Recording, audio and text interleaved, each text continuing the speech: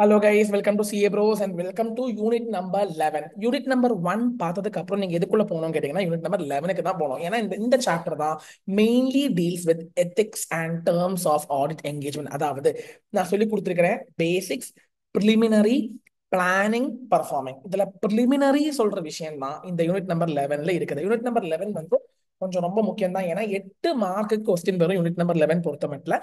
Unit number 11 மூணாக பிரிச்சுக்கலாம். அதாவது எத்திக்ஸ் ஃபர்ஸ்ட் வந்து பேசிக்ஸ் ஆன எத்திக்ஸ்னா என்ன, இண்டிபெண்டன்ஸ்னா என்ன, அந்த மாதிரி நிறைய விஷயங்கள் நம்ம படிச்சுக்கணும். அதுக்கப்புறம் இங்க நம்ம படிக்க போற 3 ஸ்டாண்டர்ட், ஒன்னு வந்து SA 210, ஒன்னு வந்து SA 220, ஒன்னு வந்து SQC 1. Guys, do you remember SA 200? SA 200 unit number 1ல ஆல்ரெடி படிச்சிருக்கோம். SA 200 overall objective.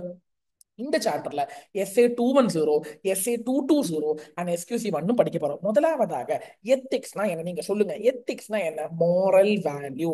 ஏங்க, இப்போ நம்ம மரியாதையா பேசுறது அது மோரல் வேல்யூ தான். ஹானஸ்டியா இருக்கிறது மோரல் வேல்யூ தான். அப்புறம் வந்து என்ன சொல்றது, பேஷன்ஸா இருக்கிறது அது வந்து மோரல் வேல்யூ தான். ஸோ எத்திக்ஸ் சொல்ற விஷயம் வந்து it governs our personal behaviour. It's something which governs our personal behaviour. It's something which governs our personal behaviour. It's a mode of conducting an activity. It basically deals with moral principle. ஆனா ஒரு விஷயம் சொல்லலாம், இது வந்து இது வந்து ஒரு சொல்லி கொடுத்து வரக்கூடிய விஷயம் கிடையாது. நம்ம மைண்ட்ல இருந்து automatically it should come from within. It should come from an individual intrinsically. அப்படின்னு சொன்னா யாரும் சொல்லாம, இப்போ ஒரு வயசானவர் வந்தாங்கன்னா அவங்களுக்கு மரியாதை கொடுக்கறதுங்கிறது யாரும் சொல்லி கொடுத்து வரது இல்ல. அது ஆட்டோமேட்டிக்கா நம்ம மைண்ட்ல இருந்து வரணும். ஒரு அன்பு, ஒரு பாசம் அப்படின்னு சொன்னா என்னது, it should come from within. யாரும் ஃபோர்ஸ் பண்ணி வரக்கூடிய விஷயம் கிடையாது. So it's an habit of an individual basically.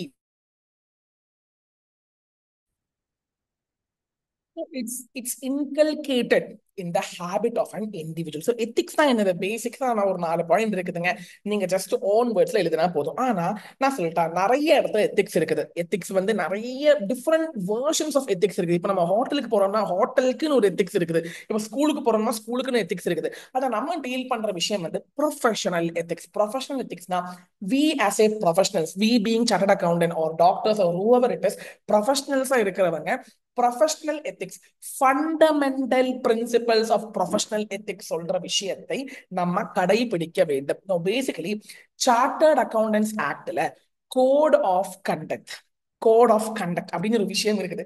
அதுல நிறைய விஷயங்கள் சொல்லியிருக்கிறாங்க. நம்ம அதை பத்தில இங்க படிக்கிறதுக்கு இல்ல. அதெல்லாம் வந்து நம்ம CA ஃபைனல்ல தான் படிப்போம். ஆனா நம்ம எத்திக்கல் வேல்யூ ஃபாலோ பண்ணலைன்னா ICAI can take disciplinary actions against chartered accountant.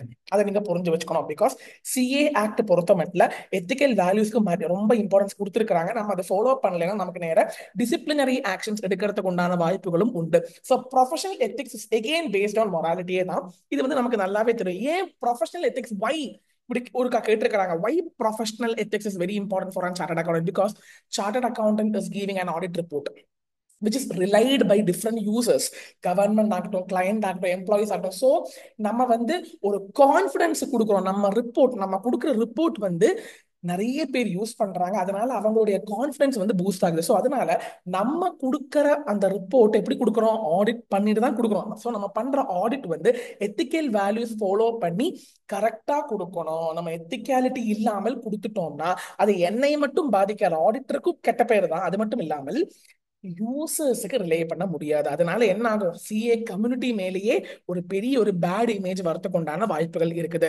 So professional ethics ஏன் இம்பார்ட்டன்ட் கேட்டீங்கன்னா, நம்ம கொடுக்குற ரிப்போர்ட் நிறைய பேர் ஆர் யூசிங் இட், நிறைய people are using this audit report, hence it will enhance their confidence of the users.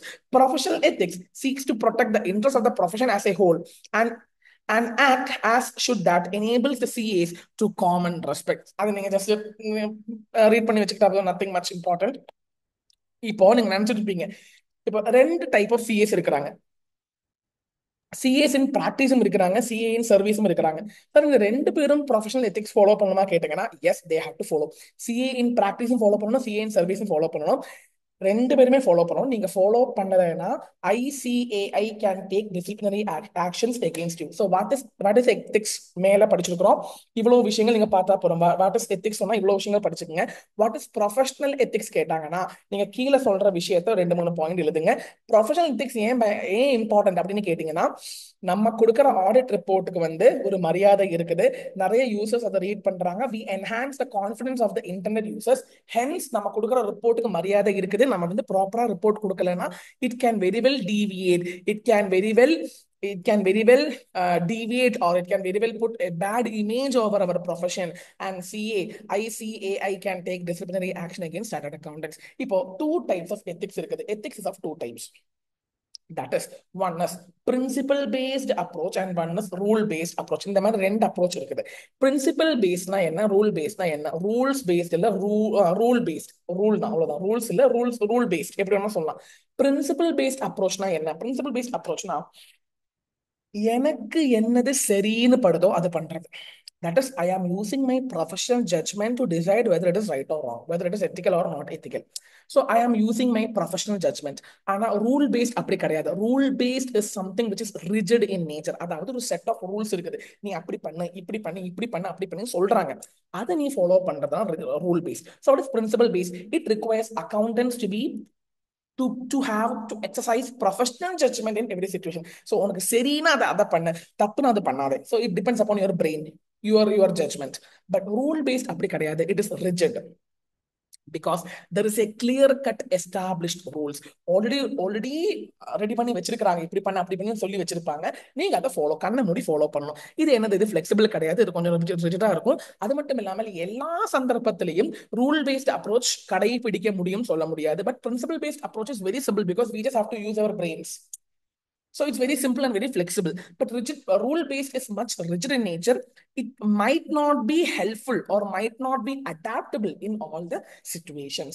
இப்போ நம்ம என்ன படிக்க போறோம் கேட்டீங்கன்னா, ரொம்ப ரொம்ப முக்கியம் from examination point of view, fundamental principles of professional ethics. நம்ம 5 principles as an auditor இந்த 5 principles கடைபிடிக்க வேண்டும். ஃபர்ஸ்ட் ஒன் வந்து confidentiality. உங்களுக்கு நல்லா தெரியும், நம்ம client உடைய information you should not disclose the client's information to any other person. Confidentiality கடைபிடிக்கணும் சார். இப்போ it is required by law. For example, ஒரு காம்பிடென்ட் RBI வந்து இன்ஸ்பெக்ஷன் போட்டுக்கிட்டு இருக்கிறாங்க. அந்த டைம்ல உங்ககிட்ட ஒரு விஷயம் கேட்கறாங்க ஆடிட்டர் கிட்ட, தம்பி auditor give me this information சொல்றாங்க. நீங்க sorry, I am confidential in nature. I am following confidentiality ethical requirement அப்படிலாம் சொன்னீங்கன்னு வைங்க, RBI வந்து உங்களை வந்து கும்மிடுவாங்க. நிஜமா சொல்றேன். ஸோ லோ கேக்குறாங்க, காம்பிடென்ட் அத்தாரிட்டி வந்து உங்ககிட்ட கேக்குறாங்க, நெஃப்ரா வந்து கேக்குறாங்க, ஒரு ICA வந்து கேக்குறாங்கன்னா you can disclose the clients details or else கொடுக்காதீங்க. Or second thing is, if it is permitted by client allow பண்றாங்க, your client is allowing the details to be shared, to be disclosed. At that time, you can very well disclose these details. So first one, confidentiality is very very important. Second one, objectivity. Objectivity na, அதாவது என்னுடைய குறிக்கோளில் இருந்து வெளியில போகக்கூடாது. For example, nothing but ஒப்ஜெக்டிவிட்டியா இருக்கணும். For example, நான் CA படிக்க வந்தேன்னா அது மட்டும் தான் படிக்கணும். அதை விட்டுவிட்டு வெளியில ஊர் சுத்துறது, அப்புறம் படிக்காம தூங்கிட்டு இருக்குது, அந்த மாதிரி எல்லாம் பண்ணக்கூடாது. படிக்கணும், CA படிக்கணும்னு ஒரு ஒரு இன்டென்ஷன் இருக்குதுன்னா, ஒரு ஃபயர் இருக்குதுன்னா, அது டெடிகேஷனா பண்ண வேணும். அதே மாதிரி நீங்க வந்து இன்ஃப்ளூயன்ஸ் ஆகவே கூடாது. அதெல்லாம் சொல்றாங்க, உங்களுடைய குறிக்கோள் என்னது, to give an opinion, right? அதுக்கு நீங்க பயஸ் பண்ணக்கூடாது, கான்ஃபிளிக்ட் ஆஃப் இன்ட்ரெஸ்ட் இருக்கக்கூடாது, அன்டியூ இன்ஃப்ளூயன்ஸ், யாருமே உங்களை அன்டியூனா அன்ஃபேராக அவங்களை இன்ஃப்ளூயன்ஸ் பண்ணக்கூடாது.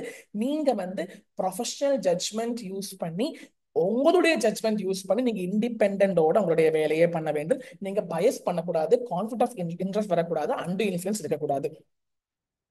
So you should not take up those clients who are influencing you. இப்போ ஒண்ணும் இல்லடா, இப்போ உங்களுடைய பிரதருடைய கம்பெனில நீங்க ஆடிட்டரா போகும்போது அங்க உங்களுடைய ஒப்ஜெக்டிவிட்டி கடைபிடிக்க முடியாது. ஒப்ஜெக்டிவிட்டி வந்து தவறிடும். Sometime objectivity cannot be followed. Okay, objectivity will be compromised. அப்படின்னா என்ன அர்த்தம்? ஒப்ஜெக்டிவிட்டி ஃபாலோ பண்ண முடியாதுன்னு அர்த்தம். ஸோ ஒப்ஜெக்டிவிட்டி இருக்கணும். Third important thing is professional. இதெல்லாம் நீங்க இப்படி இந்த நோட்ல சொன்ன மாதிரி அப்படியே படிச்சுக்கோங்க. Professional competence and due care. Professional காம்படன்ஸ்னா உனக்கு அறிவு வேணும், மூளை வேணும், புத்தி வேணும். ஏன்னா நீ வந்து professional, ethical, technical standards. What is professional standards? SA, AS, technical standards, legal standards. இதெல்லாம் நீ ஃபாலோ பண்ணிக்கிட்டு தான் ஆடிட் பண்ணணும். You should use your brain. You should not be negligent. You should be working very very smartly, carefully, diligently on timely basis. நீ உன்னுடைய டியூட்டியை, உன்னுடைய ரெஸ்பான்சிபிலிட்டியை கேர்ஃபுல்லாக, தரோவாக, டைம்லி பேசிஸ்ல சிஸ்டமேட்டிக்காக நீ பண்ண வேண்டும். நீ வந்து நெக்லிஜென்டா பண்ணக்கூடாது. நீ ப்ரொஃபஷனல் காம்பிடன்ஸ் அப்படின்னு அந்த அந்த சம்பவம் வந்து இருக்கணும். த்ரூ அவுட் ஆடிட் இருக்கணும். Fourth important thing is professional behaviour. Professional பிஹேவியர்னா ஒண்ணுமே இல்லடா. Accountant shall not knowingly engage in any employment, occupation, or activity that might impair the inequity, objectivity, or reputation. இது அப்படியே படிச்சு வச்சுங்க. ஒண்ணுமே இல்லடா. ஒரு சார்ட்டர்ட் அக்கௌண்டன்ட் வந்து கஞ்சா பிசினஸ் பண்றாங்க. Is he behaving properly? No. So அந்த ப்ரொஃபஷனலிசம், அந்த பிஹேவியர் மேட்டர்ஸ். ஒரு சிஏ ஆயிக்கிட்டு பேட் வேர்ட்ஸ் எல்லாம் யூஸ் பண்றாங்க பப்ளிக்ல. Is it good? Is it good for the reputation? It is whether it is good for the reputation of CA? No, it is bad, right? So professional behavior is very important because நீங்க வந்து you should not have connection with those things that will lose your objectivity, that will lose your reputation, that will give bad image to your reputation, to your profession. And finally, integrity. Integrity na ஒண்ணுமே இல்ல. Straight ஃபார்வர்டா இருக்கணும், ஹானஸ்டா இருக்கணும். சரினா சரி சொல்லு, தப்புனா தப்புன்னு சொல்லு. சின்சியரா இருக்கணும். பிகாஸ் நீங்க கொடுக்குற ரிப்போர்ட் நிறைய யூசர்ஸ் வந்து அதை ரிலை பண்ணிட்டு இருக்கிறாங்க. So you should not B associated with wrong report. ஒரு தவறான ரிப்போர்ட் சரின்னு சொல்லக்கூடாது. ஒரு ஃபால்ஸான ரிப்போர்ட் சரி சொன்னீங்கன்னா அங்க இன்டெகிரிட்டி இல்ல. So you should not B associated with those report which have false, misleading, incorrect statements. நீங்க வந்து don't be associated with negative reports. Don't give opinion for negative reports. அதான் சொல்றாங்க. Professional behavior. Don't engage with those activity which will hamper your reputation. Competence, technical, professional skills and standards use பண்ணுங்க. Next ஒப்ஜெக்டிவிட்டினா biasness இல்லாமல், and influence இல்லாமல் work பண்ணுங்க. Confidentiality, கிளையண்டோட டீடைல்ஸை யாருக்கிட்டும் disclose பண்ணாதீங்க. So these 5 principles as such you learn from a material, very important for exam. They can surely ask you one case study question of 5 marks.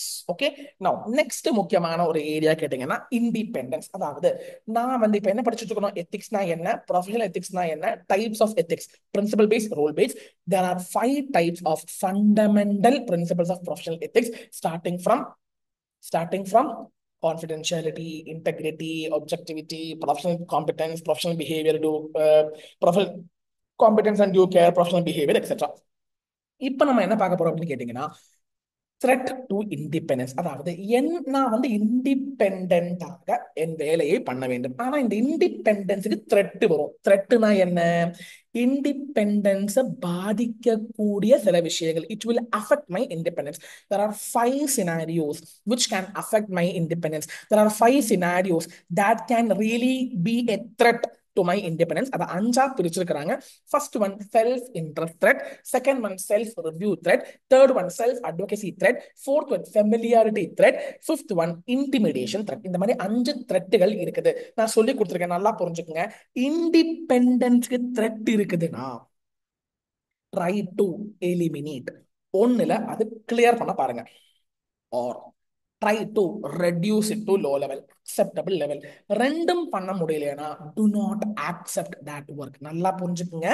இண்டிபெண்டன்ஸை பாதிக்கக்கூடிய விஷயங்கள் இருந்துச்சுன்னா you have to safeguard. எப்படி safeguard பண்ணுவோம், எப்படி நம்ம protect பண்ணுவோம்? either eliminate or reduce to level, either eliminate or reduce to acceptable level, reduce to acceptable level.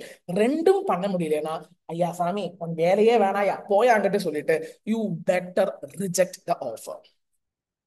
You better reject that particular client. Independence பாதிக்கக்கூடிய விஷயங்கள் வந்துச்சுன்னா you have to take safeguard measure. Either you eliminate or either you reduce. ரெண்டும் பண்ண முடியலைன்னா you have to better reject the work. Okay, அதத்தான் இங்க சொல்லியிருக்கிறாங்க. Wait தான் இங்க சொல்லியிருக்கிறாங்க பாருங்க. மேல சொல்ற 5 த்ரெட் வரும்போது you have to use safeguard. Safeguard மெஷர்ஸ்னா என்ன? சேஃப்கார்ட்னா either eliminate or reduce. Either eliminate or reduce. If such threat exists, try to eliminate or reduce to acceptable low level. If the auditor is unable to implement, then he must not accept the work. இந்த word தான் ரொம்ப ரொம்ப முக்கியம். வை? Because நான் கொடுக்குற report பல லட்சம் பேர் பாக்குறாங்க, பல யூசர்ஸ் பாக்குறாங்க. அதனால நான் கொடுக்குற ஒர்க் வந்து ரொம்ப இண்டிபெண்டாக குவாலிட்டியோட இருக்கணும். பிகாஸ் இண்டிபெண்டன்ஸ் இருந்தா தான் குவாலிட்டி இருக்கும். இண்டிபெண்டன்ஸ் இல்லைன்னா குவாலிட்டி இருக்காது. Are you guys getting my point? Yes or no? So there can be threat to independence. அந்த மாதிரி த்ரெட் வரும்போது நான் பேசாம இருக்கக்கூடாது. I should do safeguard measures. Safeguard மெஷர்ஸ்னா என்ன அர்த்தம் சார்? சேஃப் கார்ட்னா either you eliminate or try to reduce it. There are 5 threats. அதான் நம்ம படிக்க போறோம். 5 த்ரெட்டுகள் இருக்குது. There are 5 threat to independence. There are 5 threat to independence. நான் சொன்னேன் there are 5 threat to independence. இண்டிபெண்டன்ஸ்ல அஃபெக்ட் பண்ற 5 த்ரெட்கள் இருக்குது. ஃபர்ஸ்ட் த்ரெட் வந்து செல்ஃப் இன்ட்ரெஸ்ட் த்ரெட். அப்படின்னா என்னது? நான் நோட் அப்படியே படிச்சுக்கோங்க. டெக்ஸ்ட் புக் நான் மார்க் பண்ணி தரேன், கொஞ்சம் வெயிட் பண்ணுங்க. இப்போ first of all self interest த்ரெட்னா எனக்கும் என்னுடைய கிளையண்ட்டுக்கும் ஃபினான்ஷியல் கனெக்ஷன்ஸ் இருக்குது. எனக்கு வந்து கிளையண்ட் கிட்ட இருந்து ஃபினான்ஷியல் பெனிஃபிட் இருக்குது. ஐ ஆர் மை பார்ட்னர்ஸ் இந்த ஃபர்ம், நானோ என்னுடைய ஃபர்ம். என் ஃபர்ம்னா என்ன? நான் சிஏ ஃபர்ம் ரன் பண்ணிட்டு இருக்கேன்னு வச்சுக்கோங்க. நானோ இல்ல என்னுடைய சிஏ ஃபர்ம்ல இருக்கிற என்னுடைய பார்ட்னரோ is going to get some financial benefit from the client, is having a financial association with client. Example சொல்லுங்க சார். நான் வந்து கிளைண்ட கடன் கொடுத்துருக்கிறேன், ஒரு கிளைண்ட் வந்து எனக்கு கடன் கொடுத்துருக்கிறான், ஒரு நான் வந்து கிளைண்ட்டுக்கு கேரண்டி கொடுத்துருக்கிறேன், ஒரு client is given guarantee to me.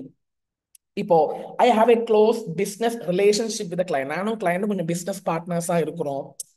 Telling about an example, I'm telling an example. And எனக்கு வந்து அந்த கிளைண்ட் வந்து ரொம்ப முக்கியமான கிளைண்ட். ஏன் கேட்டீங்கன்னா அந்த கிளைண்ட் வந்து நிறைய எனக்கு வந்து ஃபீஸ் தருவாங்க. He will give me 10 lakh fees. Imagine a client will give me 10 lakh fees. So அந்த கிளைண்ட் வந்து ரொம்ப பெரிய client. So I am much financially depend on that client. Yes or no? So அந்த கிளைண்ட்டை நான் வந்து விட மாட்டேன். அப்போ என்ன ஆகும்? அந்த கிளைண்ட்டுக்கு மேல ஒரு ஒரு ஒரு பார்ஷியாலிட்டி எனக்கு வருமா வராதா? கண்டிப்பா வரும். ஈவன் ஒரு கிளைண்ட் வந்து எனக்கு 5 லட்சம் ரூபாய் ஃபீஸ் தரத்துக்கு இருக்குது வச்சுக்கோங்க. Contingent fees for the audit தரத்துக்கு இருக்குது. அப்பவும் நான் என்ன பண்ணுவேன்னா, ஐயோ அவன் இனி ஃபீஸ் தரலையே, சரி எனக்கோ பண்ணிக்கிட்டு அவன் ஃபீஸை கறக்கணும், அந்த ஒரு மென்டாலிட்டி இருப்பேன். ஸோ ஐ ஆம் ஹேவிங் சம் ஃபினான்ஷியல் அசோசியேஷன் ஒரு I am going to get some financial benefit from the client. அந்த டைம்ல செல்ஃப் இன்ட்ரெஸ்ட் த்ரெட் இருக்கும். அப்ப என்ன ஆகும்னா இண்டிபெண்டன்ஸ் அஃபெக்ட் ஆகும். இங்க கீழே கொடுத்துருக்கிற எக்ஸாம்பிள்ஸ் அப்படியே படிச்சுக்கோங்க, ஏன்னா அதைத்தான் எக்ஸாம்பிள கேட்பான். Self interest threat occurs when the partner or the audit firm, the partner in the audit firm or the auditor have some financial benefit, is going to get some financial benefit from the client. Next வந்து self review. நானே books prepare பண்ணி போட்டு நானே அதை review பண்றேன். Sir நானே book ready பண்ணியிருக்கிறேன்னு சொன்னா ஆடிட்டா நான் ஆடிட்டா? நான் audit.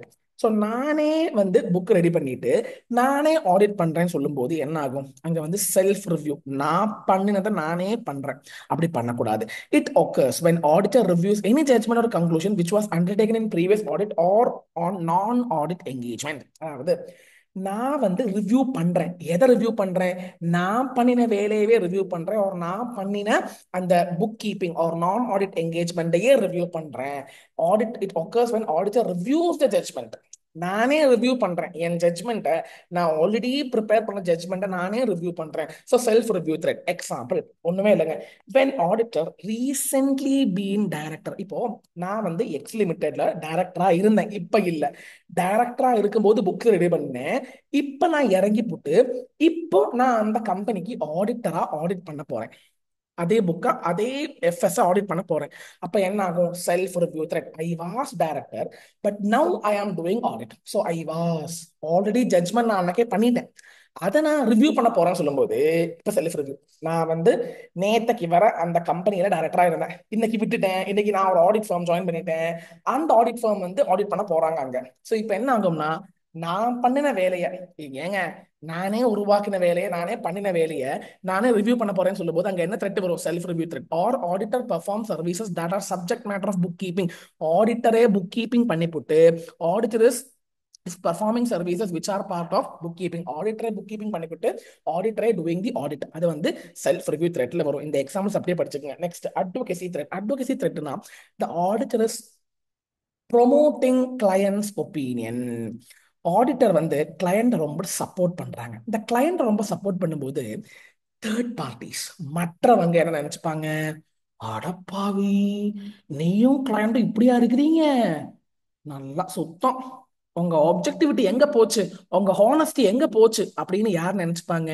Public. The people will think that objectivity, honesty, objectivity will be compromised. Compromise ஆகுது சொன்னா அங்க objectivity வந்து ஒரு objectivity is destroyed. அதெல்லாம் காம்ப்ரமைஸ் ஆகுது சொன்னா objectivity is destroy ஆகுது. ஏன்? I am promoting the client or I am supporting the client, so I am supporting the client, so what happens? Objectivity will be compromised. இப்போ for example, நான் வந்து கம்பெனிகிட்ட, நான் ஒரு கம்பெனில ஷேர் வாங்கியிருக்கிறேன். Can I become the auditor as per section 141 லால படிச்சிருக்கிறோம். As per section 141 I am not allowed to become the auditor. But அது அங்க இருக்கட்டும். அது மட்டும் இல்லாமல் அட்வொகேசி த்ரெட் வரதுனால நான் வந்து அந்த கம்பெனியோட ஷேர்ஸை வித்துறணும், எலிமினேட் பண்ணணும். அந்த த்ரெட்டை எலிமினேட், ஒன்னு த்ரெட் வந்துச்சுன்னா ஒன்ல நீ எலிமினேட் பண்ணு, ஒரு ரெடியூஸ் பண்ணு. இப்போ நீ ஷேரை வாங்கியிருக்கிற, அந்த ஷேரை வித்துரு. ஷேர் வித்ததுக்கு அப்புறம் நீ வந்து ஆடிட்டர் ஆகலாம். ஸோ வித்துற சொல்லும் போது எலிமினேட் ஆகுது. ஸோ நீ வந்து அந்த உனக்கு இண்டிபெண்டன்ஸுக்கு த்ரெட் இருக்குதுன்னா ரெண்டு விஷயம் பண்ணணும். நீ எலிமினேட் பண்ணணும், ஒரு ரெடியூஸ் பண்ணணும். நீ ரெடியூஸ் பண்ணா வெரி குட், ஆர் எலிமினேட் பண்ணலாம் வெரி குட். ரெண்டுமே பண்ண முடியலன்னா you have to withdraw, sorry you have to reject the client. அந்த கிளையண்ட் வந்து நீ ரிஜெக்ட் பண்ணணும். அந்த கிளையண்ட்டை வந்து எடுக்கக்கூடாது. அந்த கிளையண்டோட ஒர்க் நீ எடுக்காது. ஒண்ணுல எலிமினேட் பண்ண பாரு, or try to reduce to low level. அது ரெண்டும் பண்ண முடியலன்னா ரிஜெக்ட் பண்ணணும். அது மட்டும் இல்லாமல் நீ டாக்குமெண்ட்டும் பண்ணணும். நான் சொல்லி கொடுத்துருக்கேனே, அந்த போன போன ஒரு ஒரு அரை மணி நேரம் முன்னாடி நீங்க பார்த்துருப்பீங்க அதை, அந்த செஷன், அந்த போன வீடியோல பார்த்துருப்பீங்க அப்படின்னு வச்சுக்கோங்க. ஸோ நெக்ஸ்ட் வந்து ஃபெமிலியாரிட்டி த்ரெட். ஃபெமிலியாரிட்டினா நானும் கிளைண்ட்டும் ரொம்ப ஃபெமிலியரா இருக்கணும். We have some close relationship. So I becomes more sympathetic towards my client. Example, தொட்ட வீட்டில் இருக்கிறாங்க, அவங்க தான் கம்பெனியோட director. I am going to do the audit. தொட்ட வீடுங்க, I am familiar. I am accepting gift from the client. Client கிட்ட இருந்து கிஃப்ட் வந்திருக்குது எனக்கு. எனக்கு வந்து கிளையண்ட் கிட்ட இருந்து நிறைய கிஃப்ட் வந்திருக்குது. ஸோ அந்த கிளையண்ட் கிட்ட இருந்து கிஃப்ட் வரும்போது I will be more attached to the client. அப்ப என்ன ஆகும்? நான் வந்து ஃபெமிலியரா இருப்பேன். நெக்ஸ்ட் வந்து I have a long connection with the client. Or even one more thing, former partner of audit firm being director employment. Former partner இந்த ஃபர்மில் சந்தோஷ்னு ஒருத்தங்க பார்ட்னரா இருந்திருக்கிறாங்க. இப்ப இல்ல, ரிட்டையர் ஆயிட்டான். அவன் வந்து அந்த கம்பெனியில டைரக்டரா இருக்கிறான். நான் அங்க ஆடிட் பண்ண போறேன். அந்த கம்பெனியில அவன் டைரக்டரா இருக்கான், நான் ஆடிட் பண்ண போறேன். He was my partner, now he is not my partner, he is director there. அப்ப எனக்கும் அவனுக்கும் ஃபெமிலியாரிட்டி இருக்குதா இல்லையா? இருக்குது. ஸோ இந்த எக்ஸாம்பிள்ஸ் அப்படியே படிச்சு வச்சுங்க, ரொம்ப முக்கியம். Last, intimidation threat. What do you mean by intimidation threat? Intimidation த்ரெட்னா you auditor are deterred from acting objective. deterred na auditor is threatened, auditor threaten பண்றாங்க. யோ முடிஞ்சா பண்ணியா, இல்ல நான் வேற ஆடிட்டரை பாத்துக்கிறேன்யா, யோ பண்ணலன்னா நான் கொன்றுவேன்யா அப்படின்னு கிளைண்ட் சொல்றான். யோ முடிஞ்சா வேலையா பண்ணு, இல்லையா வேற நிறைய பேர் இருக்கிறாங்க, காசு கம்மியா தான் வாங்குவாங்க, அவங்கள வச்சு நான் பண்ணுவேன். ஸோ இந்த மாதிரி you are deterring the auditor. So what happens is there will be disagreement with the client. There is a possibility of replacement. Or client is asking, ஏங்க ஃபீஸை கம்மி பண்ணுங்க. client is asking a reduction in the fees. client is threatening the auditor. இந்த மாதிரி வரும்போது intimidation, ஏங்க நோட்ல இருக்கிறத அப்படியே படிச்சிருங்க. Intimidation threat is nothing but auditor is being deterred from acting objectively because he is being threatened by the client, or there exists disagreement, so that there is a possibility of replacement, or there is even a possibility of reduction in the fees. There is a threatening, the client is threatening the auditor with litigation. இந்த மாதிரி வரும்போது intimidation thread வரும். இந்த 5 thread ஒழுங்கா நான் கொடுத்துருக்கிற examples அப்படியே படிச்சுக்கோங்க. த்ரெட் வரும்போது என்ன பண்ண வேண்டும்? நீங்க வந்து சேஃப்கார்ட் மெஷர்ஸ் எடுக்க வேண்டும். Try to eliminate or try to reduce. ரெண்டுமே பண்ண முடியலையானா நீங்க நீங்க அக்செப்ட் பண்ணாதீங்க அந்த ஒர்க்கை. அது மட்டும் இல்லாமல் you have to properly document in your audit file. Audit ஃபைல எவிடன்ஸா கையில வச்சுக்கிட்டாதான் உங்களுக்கு ஃபியூச்சர் ரெஃபரன்ஸா இருக்கும். அது மட்டும் இல்லாமல் ஆடிட் ஃபைல் வைக்கணும், ஆடிட் டாக்குமெண்டேஷன் இது வைக்கதான் ஆகணும். ஏன்? What is audit documentation? You will study in unit number 6. Unit number 6ல சொல்லுவீங்க audit documentation. இது கண்டிப்பா வச்சுதான் ஆகணும். நெக்ஸ்ட் கான்செப்ட் என்ன கேட்டீங்கன்னா professional scepticism is next concept. என்னது கேட்டீங்கன்னா ப்ரொஃபஷனல் ஸ்கெப்டிசிசம். இங்க ஸ்பெல்லிங் தப்புங்க, SKE வருங்க. SKEPTCISCM. ப்ரொஃபஷனல் ஸ்கெப்டிசிசம் சொன்னா என்னதுங்க? அதாவது ஆடிட்டர் எதை கொடுத்தாலும் பிளைண்டா நம்ப கூடாது.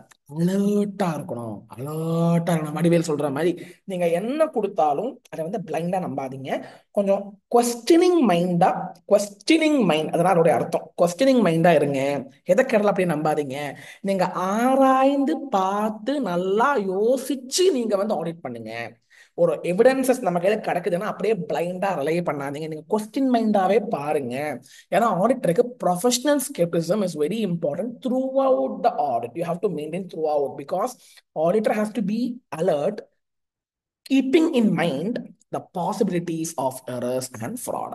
It refers to attitude including questioning mind. You are being alert to the possibilities of fraud and error. You are remaining alert forever throughout the audit. Skepticism வேணும் throughout the audit.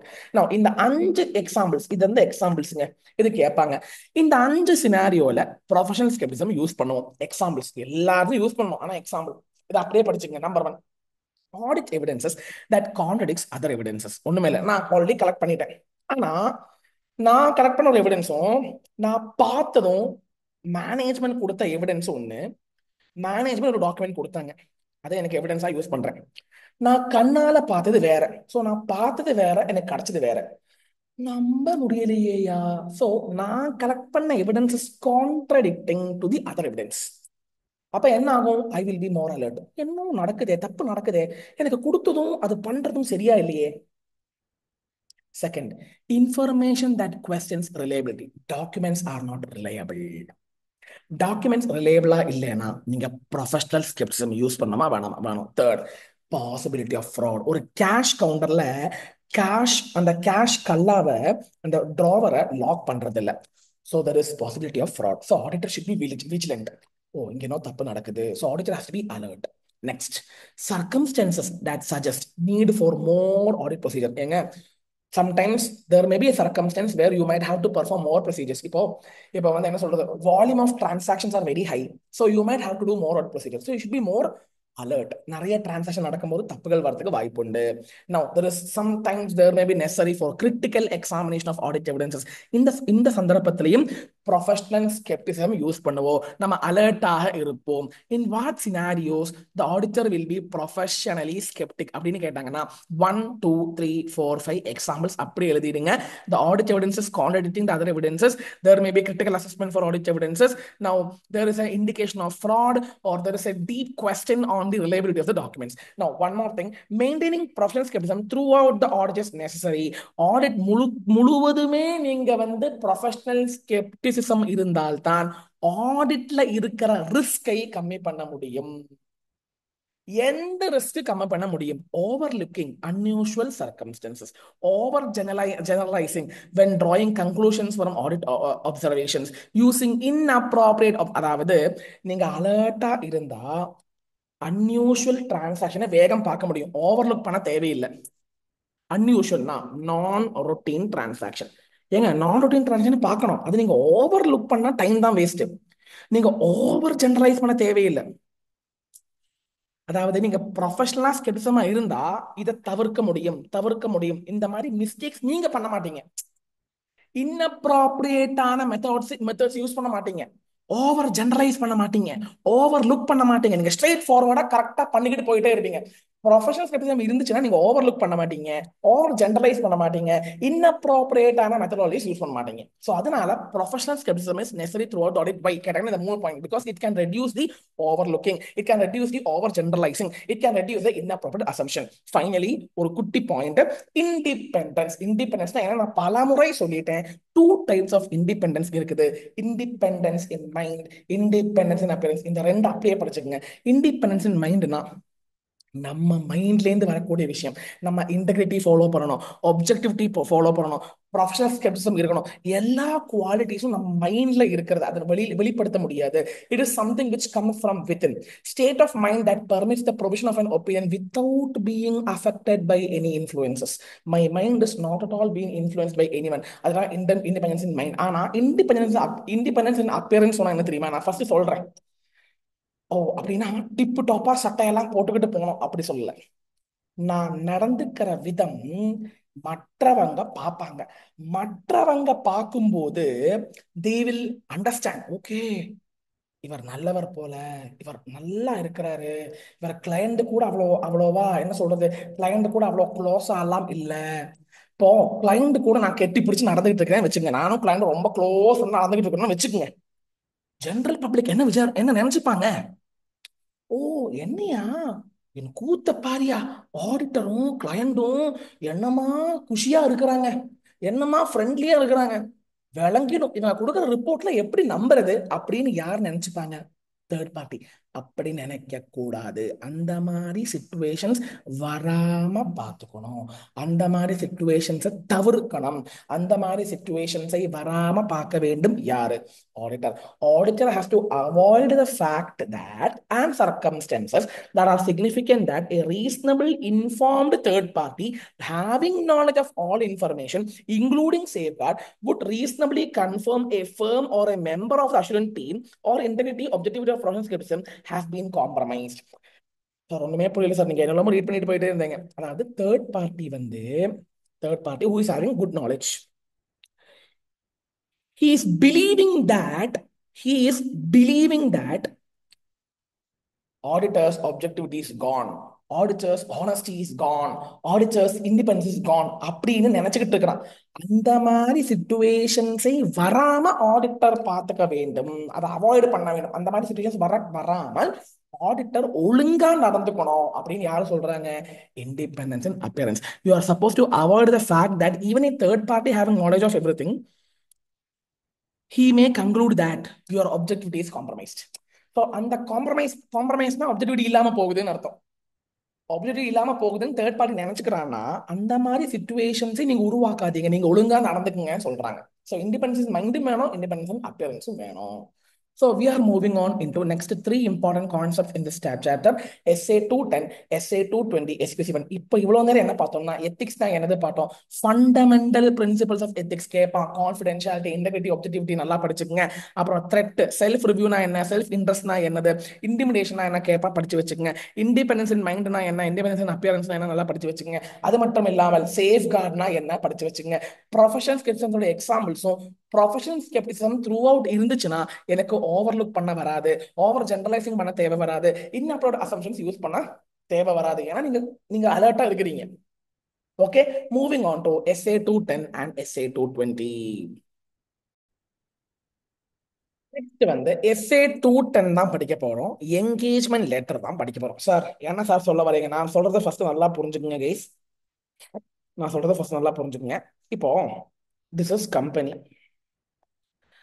கம்பெனினா யாரு யாரு client, இது யாருங்க? Auditor. Company will select the auditor and intimate. செலெக்ஷனை intimate பண்ணுவாங்க ஆடிட்டர்கிட்ட. இப்போ auditor என்ன பண்ணுவாங்கன்னா, auditor will analyse the client. அது செப்பரேட்டா நான் சொல்லித்தரேன், எப்படி கிளையண்ட் அனலைஸ் பண்ண செப்பரேட்டா சொல்லித்தரேன், வெயிட் பண்ணுங்க. ஓகேனா ஆடிட்டர் என்ன பண்ணுவாங்கன்னா, ஆடிட்டர் வில் கிவ்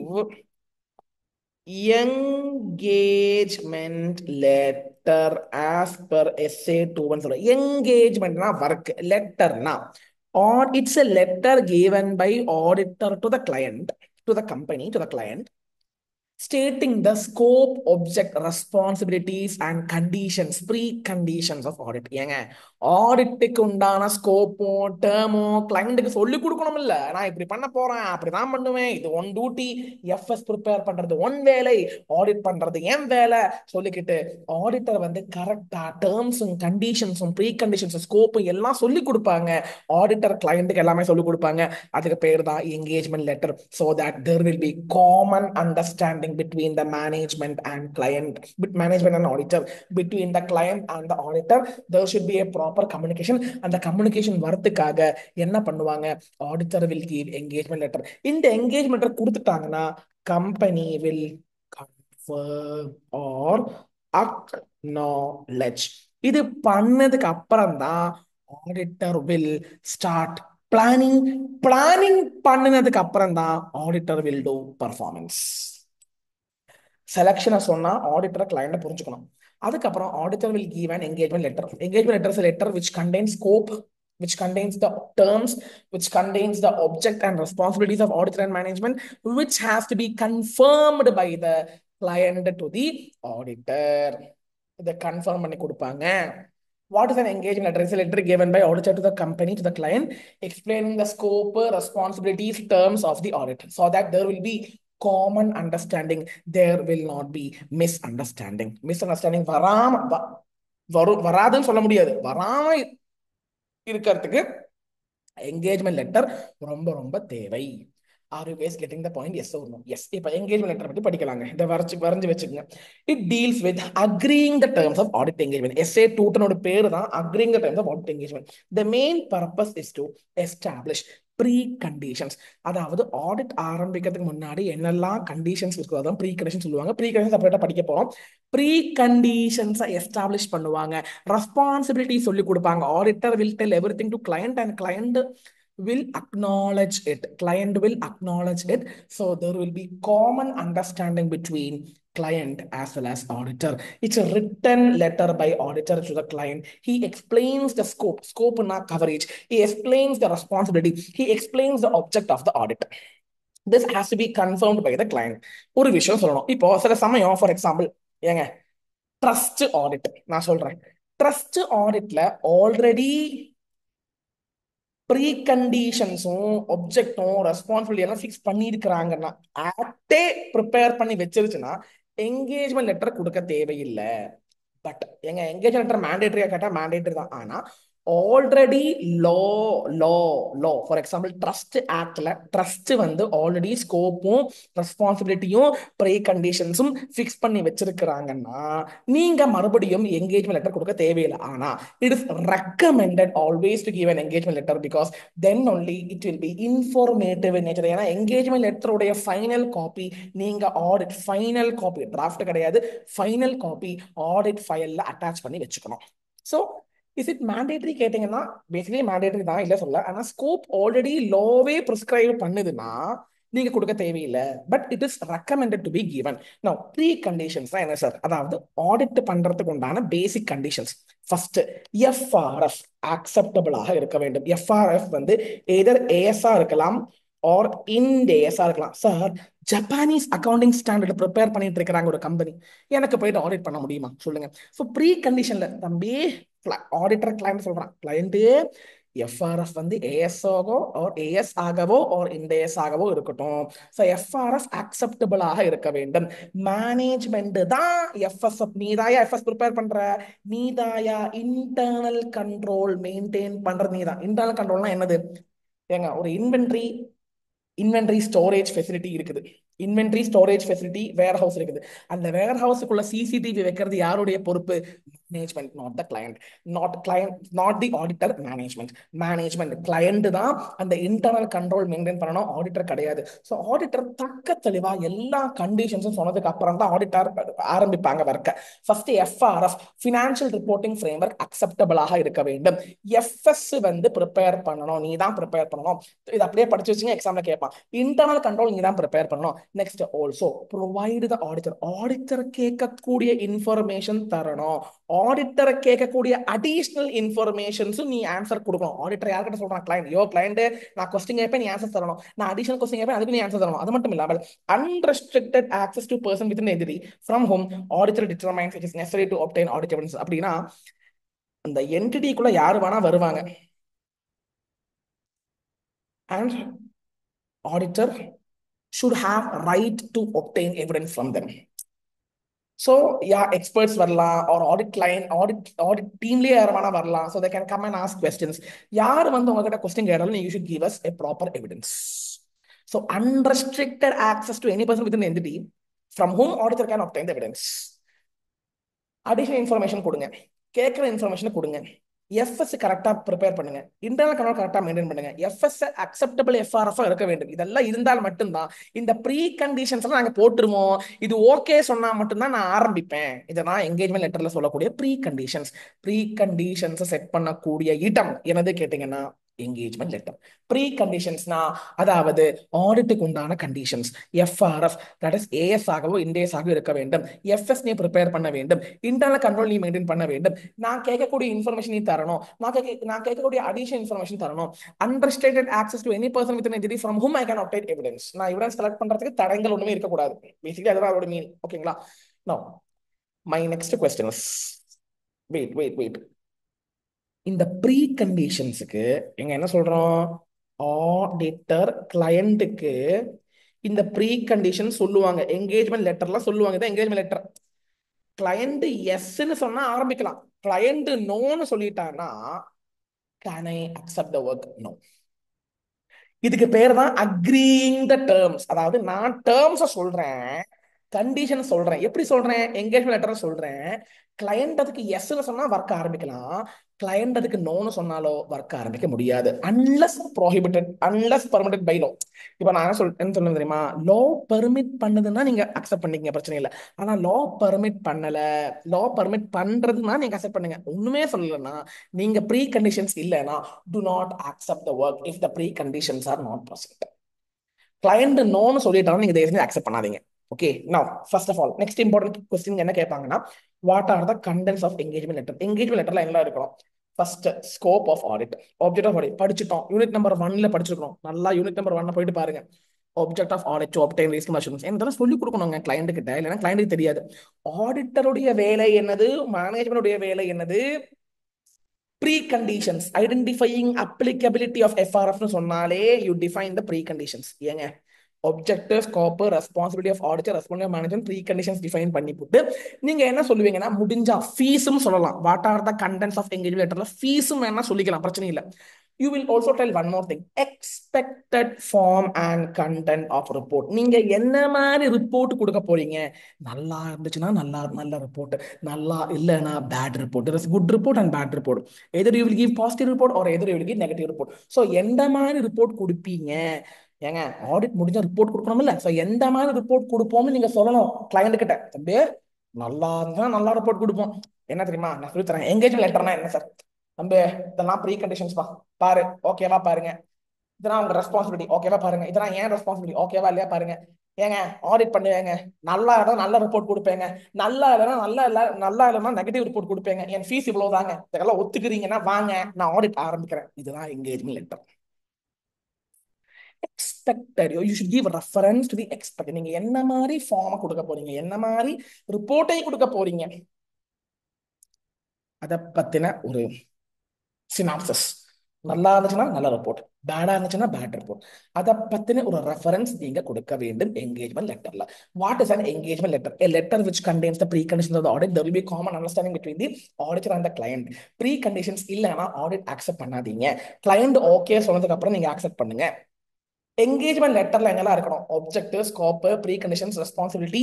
அது மட்டும் இல்லாமல் எக்ஸ்பெக்டட் ஃபார்ம், என்ன மாதிரி ஃபார்ம் கொடுக்க போறேன், அண்ட் ஃபீஸ் இருந்தா ஃபீஸ்னு சொல்லிக்கோங்க. சரிங்களா? நோ த்ரீ, இந்த எஸ்ஏ 210ல 3 கேசஸ் இருக்குதுங்க. எஸ்ஏ 210ல 3 case. First case preconditions இல்லை. நான் என்ன சொன்னேன்? ஆடிட்டர் கிளையண்ட்டுக்கு ப்ரீ கண்டிஷன்ஸ் எழுதி கொடுப்பாங்க, என்கேஜ்மெண்ட் லெட்டர் எழுதி கொடுப்பாங்க.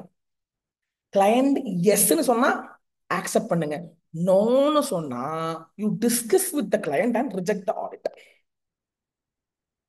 ஏங்க நான் சொன்ன டேர்ம்ஸ் கிளையண்ட் அக்ரி பண்ணல, ப்ரீ கண்டிஷன்ஸ் பிரசன்ட் ஆகல, ப்ரீ கண்டிஷன்ஸ்க்கு அக்னாலஜ்மெண்ட் வரலனா to not start the audit, better reject it. Second, அவங்க எஸ்ன்னு சொன்னாங்க. ஏங்க ஃபர்ஸ்ட் கேஸ் எஸ்ன்னு சொல்லல, செகண்ட் கேஸ் எஸ்ன்னு சொன்னாங்க. ஆனா தம்பி அங்கிட்டு போகக்கூடாது, இங்கிட்டு போகக்கூடாது, இந்த மாதிரி எல்லாம் ஒர்க் பண்ணாதீங்க, அந்த மாதிரி எல்லாம் ஒர்க் பண்ணுங்க. அந்த மாதிரி கொஞ்சம் லிமிட்டேஷன்ஸ் யாரு ஆடிட் ஆரம்பிக்கிறதுக்கு முன்னாடியே இந்த அக்செப்ட் பண்ணும்போது. ஏங்க புரிஞ்சுக்குங்க, நல்லாங்க நல்லா புரிஞ்சுங்க, ரொம்ப முக்கியமான விஷயம். ஃபர்ஸ்ட் கேஸ் என்ன சொல்றோம்? இதுதான் ஆடிட்டர், இது கிளையண்ட். என்ன கொடுக்குறோம்? என்கேஜ்மெண்ட் லெட்டர் கொடுக்குறோம். ஃபர்ஸ்ட் கேஸ் நோன்னு சொன்னா ரிஜெக்ட் பண்ணுங்க. செகண்ட் கேஸ் எஸ் தான் சொல்றான்.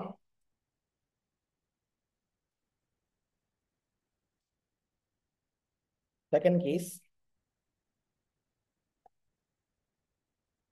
செகண்ட் கேஸ்ல எஸ் சொல்றான். First case no, reject.